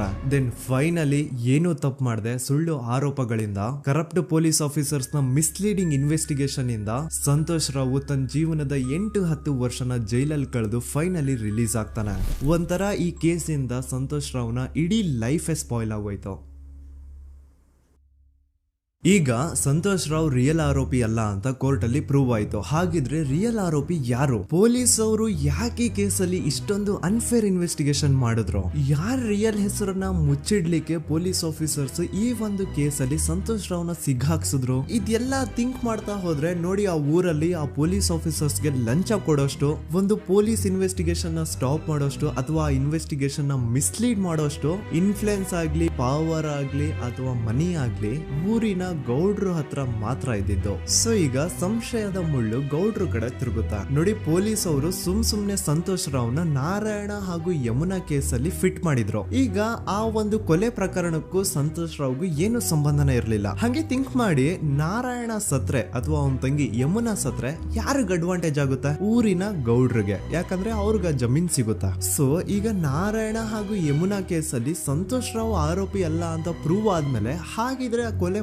ಮಾಡ್ದವ್ರು ಯಾರು ಅಂತ ಹಾಗೆ ಥಿಂಕ್ ಮಾಡಿದ್ರೆ ಗಿರೀಶ್ ಮುಟ್ಟಣ್ಣನವರಿಗೆ ಆ ಊರಿನ ಗೌಡ್ರ ಮೇಲೆ ಡೌಟ್ ಬರುತ್ತೆ. ಅದೇ ಒಂದು ಡೌಟ್ ಅಲ್ಲಿ ಗಿರೀಶ್ ಮುಟ್ಟಣ್ಣನವರು ಮಹೇಶ್ ತಿಮ್ರೊಡ್ಡಿ ಅಂತ ಇನ್ನೊಬ್ರ ಜೊತೆ ಸೇರ್ಕೊಂಡು ಈ ಹಿಂದೆ ಆ ಒಂದು ಊರಲ್ಲಿ ಆ ಧರ್ಮಸ್ಥಳದಲ್ಲಿ ಈ ಊರಿನ ಗೌಡ್ರು ಯಾವ್ದಾವ್ದೆಲ್ಲ ಕ್ರೈಮ್ಗಳು ಮಾಡಿದಾರೆ ಅಂತ ಊರಿನ ಜನರಿಂದ ತಿಳ್ಕೊತಾರ. ನಂತರ ಆ ಊರಿನ ಜನ ಯಾವ್ದಾವ್ದೆಲ್ಲ ಮ್ಯಾಟರ್ಸ್ ಹೇಳಿದ್ರು ಆ ಕೇಸ್ ಫೈಲ್ಸ್ ನೆಲ್ಲ ತಿರುಗಿಸಿ ಮುರುಗಿಸಿ ನೋಡಿದಾಗ ನೀವು ನಂಬಲ್ಲ, ಸೌಜನ್ಯ ಕೇಸ್ ಏನೇನು ಅಲ್ಲ, ಅದಕ್ಕಿಂತ ಭೀಕರ ಕೊಲೆಗಳು ಧರ್ಮಸ್ಥಳದಲ್ಲಿ ಆಗಿವೆ ಅಂಡ್ ಎಲ್ಲಾ ಕೊಲೆಗಳ ಹಿಂದೆ ಗೌಡ್ರು ಕುಟುಂಬದ್ದೇ ಕೈ ಇದೆ ಅಂತ ಎದ್ದು ಕಾಣಿಸುತ್ತೆ. 1977 ವೇದಾವಲ್ಲಿ ಕೇಸ್. ಧರ್ಮಸ್ಥಳ ಹತ್ತಿರ SDM ಪ್ರೈಮರಿ ಅಂಡ್ ಹೈಸ್ಕೂಲ್ ಅಂತ ಒಂದು ಸ್ಕೂಲ್ ಇರುತ್ತೆ ಅಂಡ್ ಈ ಒಂದು ಪ್ರೈವೇಟ್ ಸ್ಕೂಲ್ ಬೇರೆ ಯಾರ್ದು ಅಲ್ಲ, ಆ ಗೌಡ್ರ ಕುಟುಂಬದ. ಈ ಸ್ಕೂಲ್ ಅಲ್ಲಿ 1977 ಅಲ್ಲಿ ವೇದಾವಲ್ಲಿ ಅಂತ ಒಬ್ರು ಟೀಚರ್ ವರ್ಕ್ ಮಾಡ್ತಿರ್ತಾರ. ವೇದಾವಲ್ಲಿ ಆ ಟೀಚರ್ ಜಾಬ್ಗೆ ತುಂಬಾನೇ ಓವರ್ ಕ್ವಾಲಿಫೈಡ್. ಅವರ ಕ್ವಾಲಿಫಿಕೇಶನ್ಸ್ ನ ಗಮನದಲ್ಲಿ ಇಟ್ಕೊಂಡ್ರೆ ಅವ್ರಿಗೆ HM ಅಥವಾ ಪ್ರಿನ್ಸಿಪಲ್ ನ ಪೋಸ್ಟ್ ಸಿಗ್ಬೇಕು. ಆದ್ರೂ ಸಹ ವೇದಾವಲ್ಲಿ ಆಸ್ ಎ ಟೀಚರ್ ಆಗಿನೇ ಕೆಲಸ ಮಾಡ್ಕೊಂಡು ಹೋಗ್ತಿರ್ತಾರ. ಒಮ್ಮೆ ಏನಾಗುತ್ತೆ, ಸ್ಕೂಲ್ ಅಲ್ಲಿ ಪ್ರಿನ್ಸಿಪಲ್ ನ ಪೋಸ್ಟ್ ಖಾಲಿ ಆಗುತ್ತೆ ಅಂಡ್ ಆ ಒಂದು ಪೋಸ್ಟ್ ಗೆ ಎಲ್ರು ಏನ್ ಅನ್ಕೊಳ್ತಾರೆ, ವೇದಾವಲ್ಲಿನೇ ಸೆಲೆಕ್ಟ್ ಮಾಡೋದು ಅಂತ. ಆದ್ರೆ ವೇದಾವಲ್ಲಿಯ ಕ್ಯಾಸ್ಟ್ ಬೇರೆ ಇದೆ ಅನ್ನೋ ಒಂದೇ ಒಂದು ಕಾರಣಕ್ಕೆ ಆ ಪ್ರಿನ್ಸಿಪಲ್ ನ ಪೋಸ್ಟ್ ವೇದಾವಲ್ಲಿಗೆ ಸಿಗದೆ ಬೇರೆ ಯಾರನ್ನೋ ತಂದು ಕೂರಿಸ್ಬಿಟ್ಟಿರ್ತಾರ. ಇದರಿಂದ ಟೀಚರ್ ವೇದಾವಲ್ಲಿಗೆ ತುಂಬಾ ಕೋಪ ಬಂದು ಅವ್ರ ಸ್ಕೂಲ್ ಮುಂದೆ ಪ್ರೊಟೆಸ್ಟ್ ಮಾಡೋದ್ ಸ್ಟಾರ್ಟ್ ಮಾಡ್ತಾರ ಅಂಡ್ ಈ ವಿಷಯ ಸ್ಕೂಲ್ ನ ಓನರ್ಸ್ ಗೆ ಇಷ್ಟ ಆಗಲ್ಲ. ಸೊ ಅವರು ಆ ಕೋಪನ ಹಾಗೆ ಮನ್ಸಲ್ಲಿ ಇಟ್ಕೊಂಡಿರ್ತಾರ. ಒಮ್ಮೆ ಏನಾಗುತ್ತೆ, ಸ್ಕೂಲ್ ರಜೆ ಇರುತ್ತೆ, ವೇದಾವಲ್ಲಿ ಮನೇಲಿ ಇರ್ತಾರ ಅಂಡ್ ಅವ್ರ ಹಸ್ಬೆಂಡ್ ಡಾಕ್ಟರ್ ಅರಳೆ ಅವ್ರಿಗೆ ಯಾವ್ದೋ ಬೇರೆ ಊರಲ್ಲಿ ಒಂದು ಕಾಲೇಜ್ ಅಲ್ಲಿ ಸೆಮಿನಾರ್ ಏನೋ ಇರುತ್ತೆ. ಸೊ ಅವರು ಅಲ್ಲಿಗೆ ಹೋಗಿರ್ತಾರೆ. ಈಗ ಮನೇಲಿ ಇರೋದು ವೇದಾವಲ್ಲಿ ಒಂದೇ. ಇದೇ ಒಂದು ಅವಕಾಶನ ನೋಡ್ಕೊಂಡು ಯಾರೋ ವೇದಾವಲ್ಲಿ ಅವ್ರ ಮನೆಗೆ ನುಗ್ಗಿ ವೇದಾವಲ್ಲಿಗೆ ಹೊಡೆದು ನಂತರ ಅವ್ರನ್ನ ಜೀವಂತವಾಗಿ ಸುಟ್ಬಿಡ್ತಾರ. ಸ್ವಲ್ಪ ಹೊತ್ತು ನಂತರ ರಾತ್ರಿ ಆಗ್ತಿದ್ದಂಗೆ ಡಾಕ್ಟರ್ ಅರಳೆ ಅವರು ಮನೆಗೆ ವಾಪಸ್ ಬರ್ತಾರೆ ಅಂಡ್ ಮನೆ ಒಳಗಡೆ ಬಂದ್ ನೋಡಿದ್ರೆ ವೇದಾವಲ್ಲಿ ಅವರು ಸತ್ ಹೋಗಿ ಅವರ ಬಾಡಿ ಸುಟ್ ಹೋಗಿ ನೆಲದ ಮೇಲೆ ಬಿದ್ದಿದೆ. ಹೆಂಡತಿನ ಕಳ್ಕೊಂಡಿರುವಂತಹ ದುಃಖನ ಸೈಡ್ಗೆ ಇಟ್ಟು ಡಾಕ್ಟರ್ ಅರಳೆ ಅವರು ಮೊದ್ಲು ಪೊಲೀಸ್ ಸ್ಟೇಷನ್ ಹೋಗ್ಬಿಟ್ಟು ನಮ್ ಮನೆಗೆ ನಾನು ಇಲ್ದೇ ಇರುವಂತಹ ಸಮಯನ ನೋಡ್ಕೊಂಡು ಯಾರೋ ಮನೆ ಒಳಗಡೆ ನುಗ್ಗಿ ನನ್ನ ಹೆಂಡತಿನ ಹೊಡೆದು ನಂತರ ಅವಳನ್ನ ತುಂಬಾ ಭೀಕರವಾಗಿ ಸಾಯಿಸಿದ್ದಾರೆ ಅಂತ ಪೊಲೀಸ್ ಅವ್ರಿಗೆ ರಿಪೋರ್ಟ್ ಕೊಡಕ್ ಹೋದ್ರೆ ಅಲ್ಲಿ ಪೊಲೀಸ್ ಅವರು ಉಲ್ಟಾ ಡಾಕ್ಟರ್ ಅರಳೆ ಮೇಲೆನೆ FIR ಬರ್ದು ನೀನೇ ನಿನ್ ಹೆಂಡತಿನ ಸಾಯಿಸಿದ್ಯಾ, ನಾಟಕ ಮಾಡಬೇಡ ಅಂತ ಅವ್ರನ್ನೇ ಅರೆಸ್ಟ್ ಮಾಡ್ಬಿಡ್ತಾರ. ನಂತರ 2-3 ವರ್ಷ ಜೈಲಲ್ಲೇ ಇದ್ದು ಡಾಕ್ಟರ್ ಅರಳೆ ಅವರು ತಮ್ಮ ಫ್ರೆಂಡ್ಸ್ ಅಂಡ್ ಫ್ಯಾಮಿಲಿ ಮೂಲಕ ಎವಿಡೆನ್ಸ್ ನೆಲ್ಲ ಕಲೆಕ್ಟ್ ಮಾಡಿಸಿ ತಾನ ಕೊಲೆನ ಮಾಡಿಲ್ಲ, ತಾನ್ ತನ್ನ ಹೆಂಡತಿನ ಸಾಯಿಸಿಲ್ಲ ಅಂತ ಕೋರ್ಟ್ ಅಲ್ಲಿ ಪ್ರೂವ್ ಮಾಡ್ಕೊಂಡು ಜೈಲಿಂದ ರಿಲೀಸ್ ಆಗ್ತಾರ. ಸೊ ಈಗ ಡಾಕ್ಟರ್ ಅರಳೆ ಅವರು ಈ ಒಂದು ಕ್ರೈಮ್ ನ ಮಾಡಿಲ್ಲ ಅಂತಂದ್ರೆ ವೇದಾವಲ್ಲಿನ ಅಷ್ಟು ಭೀಕರವಾಗಿ ಸಾಯಿಸಿದವ್ರು ಯಾರು, ಈ ವಿಷಯ ಇವತ್ತಿನವರೆಗೂ ಗೊತ್ತಾಗಿಲ್ಲ. 1986 ಅಲ್ಲಿ ನಡೆದಂತಹ ಪದ್ಮಲತಾ ಕೇಸ್. ಪದ್ಮಲತಾ ಅವ್ರ ತಂದೆ ಕಮ್ಯುನಿಸ್ಟ್ ಪಾರ್ಟಿನ ಲೀಡರ್ ಇರ್ತಾರೆ. ಅವ್ರ ರಿಯಲ್ ನೇಮ್ ಏನು ಅಂತ ನಮಗ್ ಗೊತ್ತಾಗಿಲ್ಲ, ಬಟ್ ಈ ವಿಡಿಯೋದಲ್ಲಿ ಅವ್ರ ಹೆಸರು ಲಕ್ಷ್ಮಣ್ ಅಂತ ಅನ್ಕೊಳ್ಳಿ. ಸೊ ಕಮ್ಯುನಿಸ್ಟ್ ಪಾರ್ಟಿನ ಲೀಡರ್ ಇರುವಂತಹ ಲಕ್ಷ್ಮಣ್ ಅವ್ರಿಗೆ ಊರಲ್ಲಿ ತುಂಬಾನೇ ಸಪೋರ್ಟ್ ಇರುತ್ತೆ, ಊರಿನ ಜನರ ಫೇವ್ರೇಟ್ ಇರ್ತಾರೆ ಇವರು. ಅಂಡ್ ಅದೇ ವರ್ಷ ಅಂದ್ರೆ 1986 ಅಲ್ಲಿ ಪಂಚಾಯತ್ ಎಲೆಕ್ಷನ್ ಬೇರೆ ಇರುತ್ತೆ ಅಂಡ್ ಎಲ್ರಿಗೂ ಗೊತ್ತಿತ್ತು ಲಕ್ಷ್ಮಣೆ ಗೆಲ್ಲೋದು ಅಂತ. ಆ ಪಂಚಾಯತ್ ಎಲೆಕ್ಷನ್ ಅಲ್ಲಿ ಲಕ್ಷ್ಮಣ್ನ ಆಪೋಸಿಟ್ ಗೌಡ್ರಿಗೆ ತುಂಬಾ ಬೇಕಾಗಿರೋರು ಒಬ್ರು ನಿಂತಿರ್ತಾರ ಅಂಡ್ ಅವ್ರಿಗೂ ಗೊತ್ತಿತ್ತು ಎಲೆಕ್ಷನ್ ಏನಾದ್ರು ಆದ್ರೆ ಲಕ್ಷ್ಮಣ ಎಲೆಕ್ಷನ್ ಅಲ್ಲಿ ಗೆಲ್ಲೋದು ಅಂತ. ಸೊ ಎಲ್ಲಿ ಸೋತೋಗ್ಬಿಡ್ತೀವೋ ಅನ್ನೋ ಭಯಕ್ಕೆ ಆ ಗೌಡ್ರು ಕಡೆ ಅವ್ರು ಏನ್ ಮಾಡ್ತಾರೆ, ಲಕ್ಷ್ಮಣ್ನ ಅಪ್ರೋಚ್ ಮಾಡಿ ಮುಚ್ಕೊಂಡು ಈ ಪಂಚಾಯತ್ ಎಲೆಕ್ಷನ್ ಅಲ್ಲಿ ನಿನ್ ನಾಮಿನೇಷನ್ ನ ಕ್ಯಾನ್ಸಲ್ ಮಾಡು ಅಂತ ವಾರ್ನಿಂಗ್ ಕೊಡ್ತಾರ. ಆದ್ರೆ ಲಕ್ಷ್ಮಣ್ ಅವರು ಅಂಜದೆ ನೀವ್ ಏನ್ ಮಾಡ್ತಿರೋ ಮಾಡ್ಕೊಳ್ರಿ, ಆದ್ರೆ ನಾನ್ ಮಾತ್ರ ನಾಮಿನೇಷನ್ ನ ಕ್ಯಾನ್ಸಲ್ ಮಾಡಲ್ಲ ಅಂತ ಆ ಗೌಡ್ರು ಕುಟುಂಬನ ಎದುರು ಹಾಕೋತಾರ. ದೆನ್ ಎಂತ ಕೋಇನ್ಸಿಡೆನ್ಸ್ ನೋಡಿ, ನೆಕ್ಸ್ಟ್ ಡೇನೆ ಲಕ್ಷ್ಮಣ್ ಅವ್ರ ಮಗಳು ಪದ್ಮಲತಾ ಕಿಡ್ನಾಪ್ ಆಗ್ತಾಳ. ಸುಮಾರು 56 ದಿನ ಅವಳನ್ನ ಯಾರೋ ಕಿಡ್ನಾಪ್ ಮಾಡ್ತಾರೆ ಅಂಡ್ ಆ 56 ದಿನ ಡೈಲಿ ಅವಳನ್ನ ಶೋಷಣೆ ಕೂಡ ಮಾಡ್ತಾರೆ. ನಂತರ 56 ದಿನ ಆದ್ಮೇಲೆ ಪದ್ಮಲತನ ಬಾಡಿ ನೇತ್ರಾವತಿ ನದಿಲಿ ತೇಲ್ತಾ ಸಿಗುತ್ತಾ. ಆಸ್ ಎಕ್ಸ್ಪೆಕ್ಟೆಡ್ ಈ ಕೇಸಲ್ಲೂ ಪೊಲೀಸ್ ಅವ್ರ ಕಡೆಯಿಂದ ಪ್ರಾಪರ್ ಇನ್ವೆಸ್ಟಿಗೇಷನ್ ಆಗಲ್ಲ ಅಂಡ್ ಯಾರ್ ಪದ್ಮಲತನ ಕಿಡ್ನಾಪ್ ಮಾಡಿದ್ರು, ಯಾರು ಅವಳನ್ನ 15 ದಿನವರೆಗೂ ಶೋಷಣೆ ಮಾಡಿ ನಂತರ ಅವಳನ್ನ ಅಷ್ಟು ಭೀಕರವಾಗಿ ಸಾಯಿಸಿದ್ರು ಅಂತ ಇವತ್ತಿನ ದಿನದವರೆಗೂ ಗೊತ್ತಾಗಿಲ್ಲ. ಮತ್ತೆ ನಮಗೆ ಗೊತ್ತಾದದು 22ಕ್ಕೆ ಸ್ಕೂಲ್ ಡೇ 56 ದಿನ ಕಳೆದು ಹೊಳೆಯಲ್ಲಿ ಹೆಣ ಉಂಡು ಎಂದು ಕೇಳಿ ಪೊಲೀಸಿನರು ಬರುವಾಗ ಬಂದು ಹೇಳುವಾಗ ನಮಗೆ ಗೊತ್ತಾದ. ಅವರು ನನ್ನನ್ನು ಕರ್ಕೊಂಡು ಹೋಗಿ ಅಲ್ಲಿ ಹೋಗಿವೆ.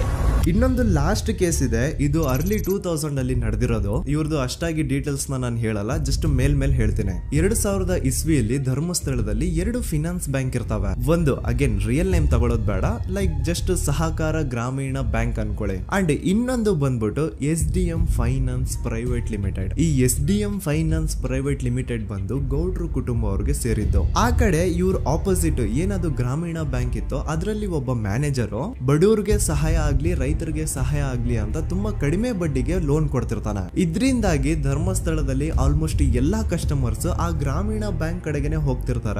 SDM ಫೈನಾನ್ಸ್ ಪ್ರೈವೇಟ್ ಲಿಮಿಟೆಡ್ ಕಡೆಗೆ ಯಾರು ಬರ್ತಿರಲ್ಲ. ಇದರಿಂದ ಗೌಡ್ರಿಗೆ ಲಾಸ್ ಆಗ್ತಿರುತ್ತಾ. ಸೊ ಅವ್ರೇನ್ ಮಾಡ್ತಾರೆ, ಆ ಗ್ರಾಮೀಣ ಬ್ಯಾಂಕ್ ನ ಮ್ಯಾನೇಜರ್ ಏನಿದ್ನೋ ಅವನ್ಗೆ ಒಂದು ಸ್ವೀಟ್ ವಾರ್ನಿಂಗ್ ಕೊಡ್ತಾರ. ಮುಚ್ಕೊಂಡು ಇನ್ಮೇಲೆ ಇಂದ ನಿನ್ ಲೋನ್ಸ್ ಕೊಡೋದನ್ನ ನಿಲ್ಸ್ಬಿಡು. ಇನ್ ಕೇಸ್ ಲೋನ್ ಕೊಟ್ರು ನಾವ್ ಯಾವ ಇಂಟ್ರೆಸ್ಟ್ ರೇಟ್ ಗೆ ಲೋನ್ ನ ಕೊಡ್ತಾ ಇದೀವೋ ಅದೇ ರೇಟ್ ಗೆ ನೀನು ಕೊಡುವ ಅಂತ ಫೋರ್ಸ್ ಮಾಡ್ತಾರ. ಆದ್ರೆ ಆ ಗ್ರಾಮೀಣ ಬ್ಯಾಂಕ್ ನ ಮ್ಯಾನೇಜರ್ ಇದ್ಯಾವುದನ್ನು ಕಿವಿಗೆ ಹಾಕೊಳ್ಳಾರ್ದೆ ಅವನ್ ಕೆಲಸ ಅವ್ನ್ ಮಾಡ್ಕೊಂಡು ಹೋಗ್ತಾನ. ದೆನ್ ಸಡನ್ಲಿ ಒಂದು ದಿನ ಬ್ಯಾಂಕ್ ಮ್ಯಾನೇಜರ್ ನ ಹೆಂಡತಿನ ಮನೆ ಒಳಗಡೆನೆ ನುಗ್ಗಿ ಯಾರು ಮಾಡಿ ತುಂಬಾ ಭೀಕರವಾಗಿ ಸಾಯಿಸ್ಬಿಡ್ತಾರ. ಇದರ ರಿಗಾರ್ಡಿಂಗ್ ಆ ಬ್ಯಾಂಕ್ ಮ್ಯಾನೇಜರ್ ಪೊಲೀಸ್ ಸ್ಟೇಷನ್ ಅಲ್ಲಿ ಕಂಪ್ಲೇಂಟ್ ಕೊಡಕ್ ಹೋದ್ರೆ ಪೊಲೀಸ್ ಅವರು ಉಲ್ಟಾ ಆ ಬ್ಯಾಂಕ್ ಮ್ಯಾನೇಜರ್ ಹೆಸರಲ್ಲೇ FIR ಬರ್ದು ನೀನೇ ನಿನ್ ಹೆಂಡತಿನ ಸಾಯಿಸಿದ್ಯಾ ಅಂತ ಅವನ್ನೇ ಅರೆಸ್ಟ್ ಮಾಡ್ಬಿಡ್ತಾರ. ನಂತರ 1-2-3 ವರ್ಷ ಆ ಬ್ಯಾಂಕ್ ಮ್ಯಾನೇಜರ್ ಜೈಲಲ್ಲಿ ಇರ್ತಾನೆ. ಅದಾದ್ಮೇಲೆ ಅವನ ಕ್ರೈಮ್ ನ ಮಾಡಿಲ್ಲ ಅಂತ ಕೋರ್ಟ್ ಅಲ್ಲಿ ಪ್ರೂವ್ ಆಗುತ್ತೆ. ಆದ್ರೆ ರಿಯಲ್ ಕ್ರೈಮ್ ಮಾಡಿದವರು ಯಾರು ಅಂತ still it's A question mark. And ಇನ್ನೊಂದು ನಾರಾಯಣ ಅಂಡ್ ಯಮುನಾ ಕೇಸ್ ಬಗ್ಗೆ ಅಂತೂ ನಾನು ಆಗ್ಲೇ ನಿಮ್ಗೆ ಎಕ್ಸ್ಪ್ಲೇನ್ ಮಾಡಿದೆ. ಸೊ ಎಂತಹ ಕೋ ಇನ್ಸಿಡೆಂಟ್ಸ್ ಗಳು ನೋಡಿ, ಯಾರೆಲ್ಲ ಆ ಧರ್ಮಸ್ಥಳದಲ್ಲಿ ಗೌಡ್ರು ಕುಟುಂಬನ ಎದುರಾಕೊಂಡಿದಾರೋ ಅವ್ರ ಜೀವನದಲ್ಲಿ ಏನೋ ಒಂದು ತುಂಬಾ ದೊಡ್ಡ ದುರಂತ ನಡೆದು ಹೋಗುತ್ತಾ. ಅಂಡ್ ಸರ್ಪ್ರೈಸಿಂಗ್ಲಿ ಅವ್ರ ಕೇಸಲ್ಲಿ ಪೊಲೀಸ್ ಅವ್ರ ಕಡೆಯಿಂದ ಪ್ರಾಪರ್ ಇನ್ವೆಸ್ಟಿಗೇಷನ್ ಆಗಲ್ಲ. ಅಂಡ್ ಯಾರ ಆ ಕ್ರೈಮ್ ನ ಮಾಡಿದ್ರು ಅಂತ ಯಾವತ್ತೂ ಹೊರಗೆ ಬರೋದೇ ಇಲ್ಲ. ಸೊ ಈ ಗೌಡ್ರು ಕುಟುಂಬದವರು ಧರ್ಮಸ್ಥಳದಲ್ಲಿ ಬೇಜನ್ ಕರ್ಮಕಾಂಡಗಳನ್ನ ಮಾಡಿದ್ದಾರೆ. ಅಂಡ್ ಅವ್ರ ಪವರ್ ಅಂಡ್ ಅವ್ರಿಗಿರುವಂತಹ ಇನ್ಫ್ಲೂಯೆನ್ಸ್ ಇಂದ ಆ ಎಲ್ಲಾ ಕೇಸ್ ನ ಮುಚ್ಚಾಕಿದ್ದಾರೆ ಅಂತ ಮಹೇಶ್ ಹಾಗೂ ಗಿರೀಶ್ ಮುಟ್ಟಣ್ಣನವರ ಹೇಳಿಕೆ ಆಗಿದೆ. ಸೊ ಗೌಡ್ರು ಫ್ಯಾಮಿಲಿನ ಟ್ರ್ಯಾಕ್ ರೆಕಾರ್ಡ್ ನೋಡಿದ್ರೆ ಧರ್ಮಸ್ಥಳದಲ್ಲಿ ಒಂದು ಹುಡುಗಿನ ರೇಪ್ ಅಂಡ್ ಮರ್ಡರ್ ಮಾಡಿ ದೆನ್ ಪೊಲೀಸ್ ಅವ್ರಿಗೆ ಲಂಚ ಕೊಟ್ಟು ಇನ್ವೆಸ್ಟಿಗೇಷನ್ ನ ಮಿಸ್ಲೀಡ್ ಮಾಡೋಷ್ಟು ಪವರ್ ಇನ್ಫ್ಲೂಯೆನ್ಸ್ ಈ ಗೌಡ್ರು ಕುಟುಂಬಕ್ಕೆ ಮಾತ್ರ ಇರೋದು. ಈಗ ಸಂತೋಷ್ ರಾವ್ ಅಂತೂ ಸೌಜನ್ಯ ಕೇಸಲ್ಲಿ ಆರೋಪಿ ಅಲ್ಲ ಅಂತ ಪ್ರೂವ್ ಆಯ್ತು. ಹಾಗಿದ್ರೆ ರಿಯಲ್ ಆರೋಪಿ ಯಾರು? ನೆನಪು ಮಾಡ್ಕೊಳ್ಳಿ, 11 ಅಕ್ಟೋಬರ್ 2012 ಸಂಜೆ 5 ಗಂಟೆ ಹಾಗೆ ಬಾಹುಬಲಿ ಬೆಟ್ಟದಲ್ಲಿ ಸಂತೋಷ್ ರಾವ್ ತನ್ನ ಪಾಡಿಗೆ ತಾನು ಸೀನರೀಸ್ ನ ಎಂಜಾಯ್ ಮಾಡ್ಕೊಂಡು ಸುಮ್ಮನೆ ಕೂತಿರ್ಬೇಕಾದ್ರೆ ಅವನ ಹತ್ರ 5 ಜನ ಕಿಡಿಗೇಡಿಗಳು ಬಂದು ಜಗಳ ತೆಗಿತಾರ. ಆ 5 ಜನ ಕಿಡಿಗೇಡಿಗಳು ಯಾರು ಅಂತ ನಾನು ಇಲ್ಲಿವರೆಗೂ ನಿಮ್ಗೆ ಹೇಳಿಲ್ಲ. ಸೊ ಅವರು ಬೇರೆ ಯಾರು ಅಲ್ಲ, ಚಿಕ್ಕ ಗೌಡ್ರು ಮಗ ನಿಶಾಂತ್ ಜೈನ್ ನ ವೆರಿ ಕ್ಲೋಸ್ ಫ್ರೆಂಡ್ಸ್. ಅವ್ರು ದಣಿ ಮಾಡಿರುವಂತಹ ಕ್ರೈಮ್ ಅಲ್ಲಿ ಬೇರೆ ಯಾರನ್ನಾದ್ರೂ ಸಿಗಿಸ್ಬೇಕಲ್ಲ ಅಂತ ಇವ್ರು ಬಕ್ರ ಹುಡುಕ್ತಾ ಇರ್ಬೇಕಾದ್ರೆ ಆಗ ಇವ್ರಿಗೆ ಸಿಗೋದೆ ಸಂತೋಷ್ ರಾವ್. ಅಗೇನ್ ಇನ್ನೊಂದು ಎಂತ ಕೋಇನ್ಸಿಡೆನ್ಸ್ ನೋಡಿ, ಸಂತೋಷ್ ರಾವ್ ಸೌಜನ್ಯ ಕೇಸಲ್ಲಿ ಅರೆಸ್ಟ್ ಆದ ನಂತರ ಚಿಕ್ಕ ಗೌಡ್ರು ಮಗ ನಿಶಾಂತ್ ಜೈನು ದೇಶನೇ ಬಿಟ್ಟು ಹೋಗ್ಬಿಡ್ತಾನ. ಈ ಕೇಸಲ್ಲಿ ಚಿಕ್ಕ ಗೌಡ್ರು ಮಗ ಇನ್ವಾಲ್ವ್ಮೆಂಟ್ ಇದೆ ಅಂತ ಯಾರಿಗೂ ಡೌಟೇ ಬರ್ತಾ ಇರ್ಲಿಲ್ಲ. ಡೌಟ್ ಯಾವಾಗ ಬಂತು ಅಂದ್ರೆ ಆ 5 ಜನ ಕಿಡಿಗೇಡಿಗಳು ಯಾರು ಸಂತೋಷ್ನ ಈ ಒಂದು ಕೇಸಲ್ಲಿ ಸಿಗಾಕ್ಸಿದ್ರು ಆ 5 ಜನರಲ್ಲಿ ಒಬ್ಬ ರವಿ ಪೂಜಾರಿ ಅಂತಾನು ಇರ್ತಾನೆ. ಅವನ್ಗೆ ತಾನು ತಪ್ಪು ಮಾಡಿದೀನಿ ಅಂತ ಗಿಲ್ಟ್ ಕಾಡುತ್ತೋ ಅಥವಾ ಬೇರೆ ಏನೋ ಗೊತ್ತಿಲ್ಲ, ಆದ್ರೆ ಅವನೇ ಸ್ವತಃ ಪೊಲೀಸ್ ಅವ್ರ ಹತ್ರ ಹೋಗ್ಬಿಟ್ಟು ಸೌಜನ್ಯ ಕೇಸಲ್ಲಿ ನಿಜವಾದ ಆರೋಪಿ ಸಂತೋಷ್ ಅಲ್ಲ ಕಂಡ್ರು, ಅವನ್ನ ಸುಮ್ನೆ ಸಿಗಾಕ್ಸಿರೋದಷ್ಟೇ, ನಿಜವಾದ ಆರೋಪಿಗಳು ಚಿಕ್ಕ ಗೌಡ್ರು ಮಗ ನಿಶಾಂತ್ ಜೈನ್ ಅಂಡ್ ಅವನ್ ಫ್ರೆಂಡ್ಸ್ ಸೂರಜ್, ಕಿರಣ್ ಅಂಡ್ ಕಣ್ಮಣಿ ಅಂತ. ಈ ಎಲ್ಲಾ ವಿಷಯನ ರವಿ ಪೂಜಾರಿ ಪೊಲೀಸ್ ಅವ್ರಿಗೆ ತಿಳಿಸ್ತಾನೆ. ಅಗೇನ್ ಎಂತ ಒಂದು ಕೋಇನ್ಸಿಡೆನ್ಸ್ ನೋಡಿ, ಈ ವಿಷಯಗಳನ್ನ ಊರಿನ ಜನರು ಮುಂದೆ ಹೇಳಿದಂತಹ ರವಿ ಪೂಜಾರಿ ಆಕಸ್ಮಿಕವಾಗಿ ಸತ್ ಹೋಗ್ಬಿಡ್ತಾನೆ. ಇವನು ಹೇಳಿದ್ದು ನಿಜ ಅಂತ ಜನರಿಗೆ ಯಾವಾಗ ಕನ್ಫರ್ಮ್ ಆಗುತ್ತೆ ಅಂದ್ರೆ ಸೌಜನ್ಯಗೆ ತುಂಬಾ ಹತ್ರವಾದವ್ರು ಒಬ್ರು ಯಶೋಧ ಅನ್ನೋರು ಕೋರ್ಟ್ ಅಲ್ಲಿ ಬಂದ್ಬಿಟ್ಟು ಸೌಜನ್ಯ ಕೊಲೆ ಆಗಿದ್ದ ದಿನ ಆ ಒಂದು ಸ್ಪಾಟ್ ಅಲ್ಲಿ ನಾನು ಈ 3 ಜನರನ್ನ ನೋಡಿದ್ದೆ ಅಂತ ಸಾಕ್ಷಿ ಹೇಳ್ತಾರ. ಈಗ ಎಲ್ಲಾ ಡಾಟ್ಸ್ ನ ಕನೆಕ್ಟ್ ಮಾಡ್ತಾ ಹೋದ್ರೆ ಸೌಜನ್ಯ ಕೇಸ್ ಒಂದೇ ಅಲ್ಲ, ನಾರಾಯಣ ಹಾಗೂ ಯಮುನಾ ಕೇಸಲ್ಲೂ, ವೇದವಲ್ಲಿ ಕೇಸಲ್ಲೂ, ಆ ಬ್ಯಾಂಕ್ ಮ್ಯಾನೇಜರ್ ನ ಕೇಸಲ್ಲೂ ಹಾಗೂ ಪದ್ಮಲತಾ ಕೇಸಲ್ಲೂ ಸೀದಾ ಡೈರೆಕ್ಟ್ ಡೌಟ್ ಬರೋದೆ ಊರಿನ ಗೌಡ್ರ ಮೇಲೆ. I really want to appreciate Kudla rampage YouTube channel, third eye YouTube channel,